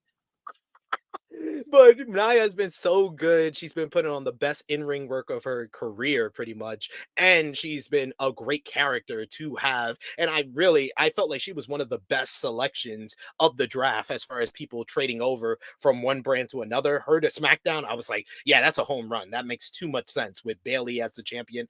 Honestly, WWE needs to be doing better at it. Bayley's here. Like, sometimes, like, Bayley shows up on television. I'm like, oh, yeah, you are here. You are the champion. That's right. Like, they need to do better. Like, I'm sorry. I wanted to mention that. I got to there somehow. But, yeah, Bayley needs to be pushed better. And the fact that they keep leaving her off the posters, I know there's a lot of fans who are fans of Bayley and being like, oh, they're doing it on purpose. It's a part of the story. No, it's not. No, it's not. No, it's not. If they turn her heel again and she says, they left me off the posters. No, it's not. The one thing that is kind of saving grace is that they keep asking for Bayley's opinion on the Queen of the Ring tournament. They ain't asking Becky about that. Then that's kind of adding credence to your argument about Nia Jax winning Queen of the Ring. It feels like she'll win Queen of the Ring and then she'll challenge at Clash at the Castle or somewhere down the immediate future for that women's the women's WWE championship. Clash at the Castle is the spot to do it because, like, Bayley and Nia tore it up in London. What was it? Almost a decade ago. I think that crowd in Scotland would be on fire for that matchup. So I think they just need to do better with, like I've said it on our Raw review over on True Hill Heat. Like, on Raw, the World Heavyweight Championship and the Women's World Title feel like afterthoughts, and mainly it's because they've done such a great job of establishing that the focus right now is the King and Queen of the Ring tournament. But the champions that don't have matches at that show have kind of taken a back seat until the end of this build-up and the end of this tournament, which is understandable, but I do want more focus on Damian Priest, who's a new world champion that you're trying to establish as a main eventer, and I would like some focus on the Becky Lynch, Liv Morgan build-up, which has kind of been the most neglected going into Saturday's show. So leading into that, Will Chisholm sent a super chat saying, I think it helps the Lyra Valkyria that Becky Lynch and Rhea Ripley are pulling for her. So Becky does continue to show up and say, this is your time, Lyra. You're the one. This is where Lyra losing at Queen of the Ring is going to set her up for a Women's World Championship match at Clash at the Castle. This is, again, I think both finalists are on track to face their champions on each brand. Nia winning means she gets Bayley. And I do think that because we're building up Liv Morgan and Lyra Valkyria, I think Liv's winning that Women's World Championship in Saudi Arabia. And I do think that we'll go to Clash at the Castle and we'll see Lyra versus Liv. And I do think that Liv will retain, but there will be some shenanigans to get there. And that's how we're building Lyra. Here's the thing, though. I think they do a triple threat. They could do a triple threat. And again, it comes down to whatever's going with Becky's contract and if she sticks around. That's true. You're but right. also, if Becky's willing to play ball and, take a little extra time while she's making whatever decision, that's on the table. By all accounts, there is nothing contentious between WWE and Becky Lynch on the contract negotiation front. So if she's just debating what she wants to do next and WWE says, can you stick around and just do this with Lyra and with Liv and we'll kind of round this out, she would probably say yes to that. Can't tell you for sure, but I would not be surprised to find out. That being said, if they do a triple threat, great. Lyra still looks great. What I do not want them to do is to little sister Lyra the whole time, where they sit and they say, you lost, but keep your head up, kid. You're going to be great. You're going to do all these amazing things and you're going to be super duper. She doesn't need that. Her character doesn't need that. It's good that she gets welcomed and pushed to do the best. But if every loss is met with somebody like Becky Lynch coming up and saying, better luck next time, you're still the man. Oh no, wait, I'm the man, but you're great too. Something like that. I don't want to see it. Just give me straight up Lyra's doing great. That's it. Yeah, I'm a fan of Lyra Valkyria, and I think that this whole connection with Becky Lynch is going to benefit her in the long run. So I think that, and I also think that Becky's going to resign. So that's why I think it's going to be a triple threat with Liv, Lyra, and Becky coming up at Clash at the Castle. Honestly, I'm looking more forward to Clash at the Castle than I am to this Saturday show. Well, I wonder why. Could it be that the country of Scotland hasn't committed numerous atrocities on the human rights front? I wasn't even referring to that, but that's a good reason to. Those shows haven't been canon for a long time. They're starting to, and I give WWE credit for that, because for a long time it was just, we're building to this show that we're getting paid $55 million a pop for, and then we never talk about it again. I mean, the one thing that they'll do is they'll have the show and then they'll move along. We'll see how they treat it this time. But every single show that they do in Saudi, everyone's like, oh, why are people so happy to talk about Saudi Arabia doing the shows and blah blah blah. I'm like, you really want to tweet about it? Go ahead. I challenge everyone who does the tweet alongs with the show, for every tweet that you make about what's going on in the show, add something about what's going on in that country, in that part of the world. Go ahead. If you want to draw attention to it, go ahead. But for those who are bitching about people who cover the shows and don't draw attention to it, what can I tell you? Is what it is. What do you think about $5 million a show? I mean, like, that's what I said. These shows make more money than all the WrestleManias combined. So what are we talking about, really? But then that's why I really believe that the Saudi Arabia is going to get a WrestleMania in the next couple of years. I don't think they'll get Mania. I do think they'll get a Rumble for sure. I think that is absolutely on the table. A WrestleMania, oh man, you got to bring a lot of reason for that. A lot of things have to change. And this is actually something I thought about was or they do the greatest WrestleMania. So they do it a month after WrestleMania. Jeremy and I did a whole bit about that already, so I've already bit that one out. But this is the first thing I thought about was Nia Jax already. They're doing this in Saudi Arabia, where the women wrestle fully, covered. Lyra doesn't do that. She doesn't have a full coverage type of style. Like she doesn't have full coverage gear. I'm sure she will. That's part of what they do. But that is a different movement. That's a different thing to get used to. Nia does. So it's just like there's a story there that they're not going to tell. But the first thing I thought of was like, man, Lyra's going to have to wrestle in like completely different gear than what she's used to. And for some people, like, that comfort is different and it's not always easy. That's the first thing I thought about. Yeah. Hey, that's an interesting way to think about it. Maybe something that commentary, if you're watching, I know y'all be watching our stuff. So y'all can pinpoint that on the commentary during the matchup. But yeah, I think Nia wins that one. I think it's Gunther and Randy Orton in the King of the Ring finals, because guys, I just want to let y'all know, I understand Jey Uso is very much over, and he is more over than probably Gunther and Randy Orton right now. But we do not need this King of the Ring tournament to be another tool in the Bloodline storyline. The Bloodline storyline does not need a tournament to work as a facilitator to give us Jey Uso versus Tama Tonga. That can happen on its own accord. We need to establish the King of the Ring as a prestigious honor in WWE, and the way to do that is to have Gunther, the guy that this tournament has been built around and the guy that's been delivering banger after banger every single week on Monday Night Raw in this tournament, and Randy Orton, the big star that is on the tournament on the other side, because Gunther beating Orton and becoming King of the Ring, it matters more than Jey beating Tama or Tama beating Jey. First of all, how dare Yeet? Second of all, I just needed the reaction. I just needed the reaction. Now I have nothing else to say. No, I was on the Jey Uso versus Tama Tonga bus because I thought that would be a very important match for Jey Uso, who was picked first overall in the draft, made to look like a big deal, but keeps losing the big matches.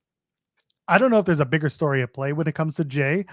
I know that eventually it's going to lead to Jimmy's return when he's healthy, when he's able, and then they'll reform the Usos and we'll start the Bloodline OGs versus the new Bloodline, and the Millionaires Club will come out of nowhere. That's Roman Reigns, and he'll come back and he'll join the OGs, and then the OGs, they'll have at Bound for Glory 2018, they'll have point being, He went down that deep end, too far down the LAX rabbit is going to hole come back together. But- Conan's going to be there. They're going to have a concrete jungle match. They're going to tear up. Sorry, no, stop it. I get where y'all are coming from. Like, this would be like the big thing for Jey to win as a singles accomplishment, but honestly, Jey doesn't need that. Jey is over he's gonna be without winning any championships. He's one of the big merchandise movers in the company, and I think that long term, his best place is back with his brother in the Usos. That's where you maximize everything with Jey Uso. I will say though, that stupid crown made for Jey Uso, not for Gunther. Look at that stupid crown. Come on. If Tama Tonga won King of the Ring, completely swerved all of us, he's going to take that crown, he's going to give it to Solo, and Solo will wear the crown because that thing's made for him. I don't know. I see the reason why Gunther would win and why he should win, and we talked about that. But man, if they gave it to Tama Tonga and he just takes it, he tries to take a bite out of it, but then he gives it to Solo. like he's eating corn on a cob, like honeycomb. Anyway, that's kind of what I see would happen. So I just I'm assuming that if Gunther wins, then that's gonna catapult him into a world championship. Not that he even needed it, but it's gonna bring him into a world championship space. We are eventually going to get the Usos versus Guerrillas Destiny. We are going to get there. We're going to get to the Bloodline versus the OGs and all that stuff. Like, it is inevitable and it's going to be fun when we get there. I thought that this was the start of that. Unfortunately, that's not the case. Or fortunately, we'll see how that all plays out. I feel like they're still in the rebuilding phase for the Bloodline. Like, they're trying to establish, Solo Sikoa as his own act. They're switching up his look every week. First, he's got the big blazer. Then they got him a little bit more of a custom fit. They actually got him a tailor for that red suit, that weekend suit that he was wearing. He actually got a haircut because his blonde hair was going a little bit crazy. So, like, they're still forming what they want the Bloodline to be in this new version. And Solo lying to Heyman every week that he's talking to Roman Reigns. I get a pop out of that. I was like, yo, you lying. You ain't talk to him. You ain't even call him. What are you talking about? So I've been enjoying what they've been doing with the Bloodline. It's probably the most entertaining the Bloodline has been without Roman or The Rock since Sami Zayn's run in the Bloodline. Yeah, and God is going to capture those tag titles very soon. Yeah. It's inevitable, and that's fine. They'll completely eviscerate A-Town down at like SummerSlam. And they'll probably have DIY beat them, and then they get their they'll beat DIY. Yeah. Get that DIY one moment, and then just squash them at SummerSlam. It won't even be a SummerSlam match. It'll just be a SmackDown opening contest, and that'll be that. But remember, that's how they went in NXT. They won at TakeOver Toronto, and then the very next TakeOver is TakeOver San Antonio. They lost to Authors of Pain. That's how that works. They don't let DIY go long. Bunch of losers. Anyway, John sent a super chat going back to Becky and Lyra, saying they should not do too many Becky and Lyra interactions because people are starting to say Becky is the reason Lyra is getting opportunities. It could do Lyra more harm than good. Exactly that. Just let Becky be a fan of Lyra and support her, but not every single time they interact. There should be a mutual respect there, not a little sistering. Yeah.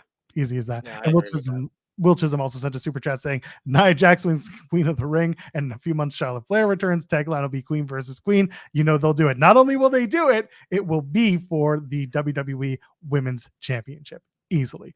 Nia will have that title. #bow down. We're back to square one. Let's go. And then it all sets up Charlotte winning for the 15th time and then defending against Bianca Belair because that's what they were going to do this year. So they're going to do it next year. Charlotte Flair shilling Prime energy drink while her daddy doesn't even know that his name is on a can somewhere on AEW programming. It's energy drink versus energy drink, folks. That's how it's going nowadays. By controversial figures, Logan Paul and Ric Flair. Oh my goodness. And the last thing let's talk about real quick, Braun Breaker is really mad. Yo, that was great. I really enjoyed that. I thought that the real big takeaway from Monday's Raw was Braun Breaker finally getting out of that stale Goldberg, Ryback freaking template they had him on of quick squash matches, and it was not getting over. This got over immediately. He speared the crap out of the Bachelorette contestant a couple of times and then smashed his head with a steel chair on the steel steps, got into Adam Pearce's face, speared Ricochet out of his suit into the production boxes, and almost speared Dragunov at the same time. This made Braun Breaker immediately intriguing, and I thought he was the big takeaway from the show. And then also the Chad Gable Alpha Academy stuff was the other big takeaway from Monday's Raw. Yeah, I thought Braun Breaker looked good. All Adam Pearce needs to do is say like, all right, damn, I should have put you in King of the Ring. Shit, I'm sorry.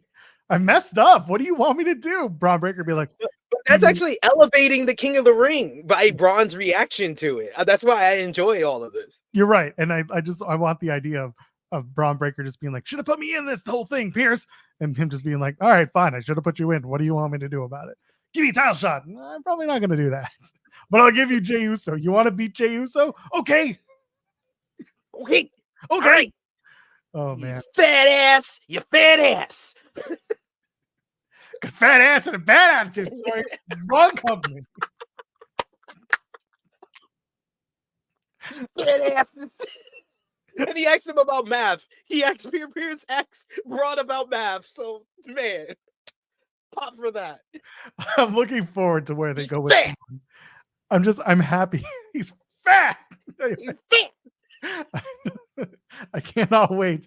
I cannot wait to see what they do with Braun because we've seen him showcase in different variations, and like right now, yeah, listen, he's like savage beatdown dude, but we also know that he can be entertaining, and we know that he can be like on the mic entertaining as a baby face down the line. But like this is fun. He should be mad and be like, oh, now you want to give me a shot.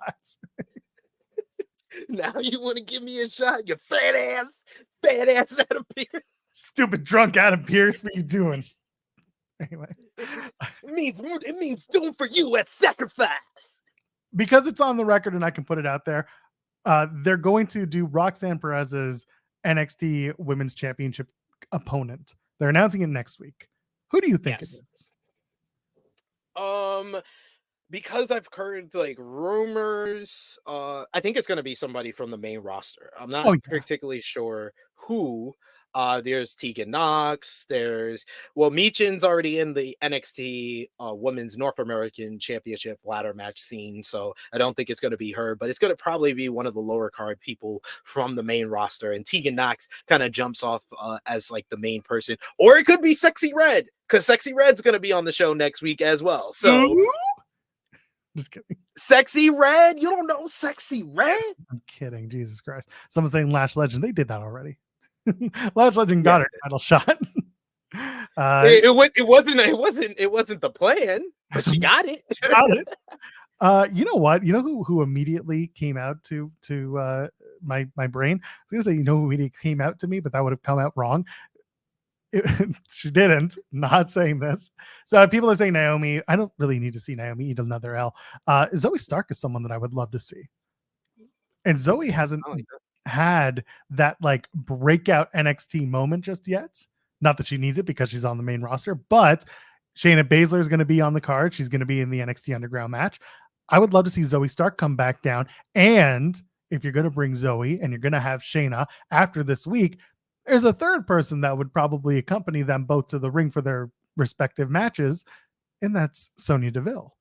I would love to see that. I don't know or think it will happen, but if it does, fantastic. People are pitching Tegan Knox. I know that Sean had mentioned that NXT, or maybe it was Corey's reporting. Either way, on Fightful Select, we had mentioned that Tegan Knox has been discussed for an NXT return. There is that. But regardless, it feels like it's Roxanne beats somebody, and that'll be that'll be that for now. And Will Chisholm says, Because we got to build to Julia. well, Giuliani. Will Chisholm thinks it's Rudy Giuliani's going to face Roxanne Perez, and he wave. What a match that would be, yo! I want to see Roxanne whoop Rudy's ass. I'm here for it. Pop rocks and it's over. Pop rocks, the sidekick right to the head. She kicks off his toupee, and then the pop rocks. And he's just gonna be sweating shoe polish. And he's got he's got his new coffee out. His stupid coffee. It's Pop Rocks versus the Giuliani coffee. I think someone on the Daily Show they said, why couldn't they have given it a better name, like Grounds Zero? Oh wow, I'm done.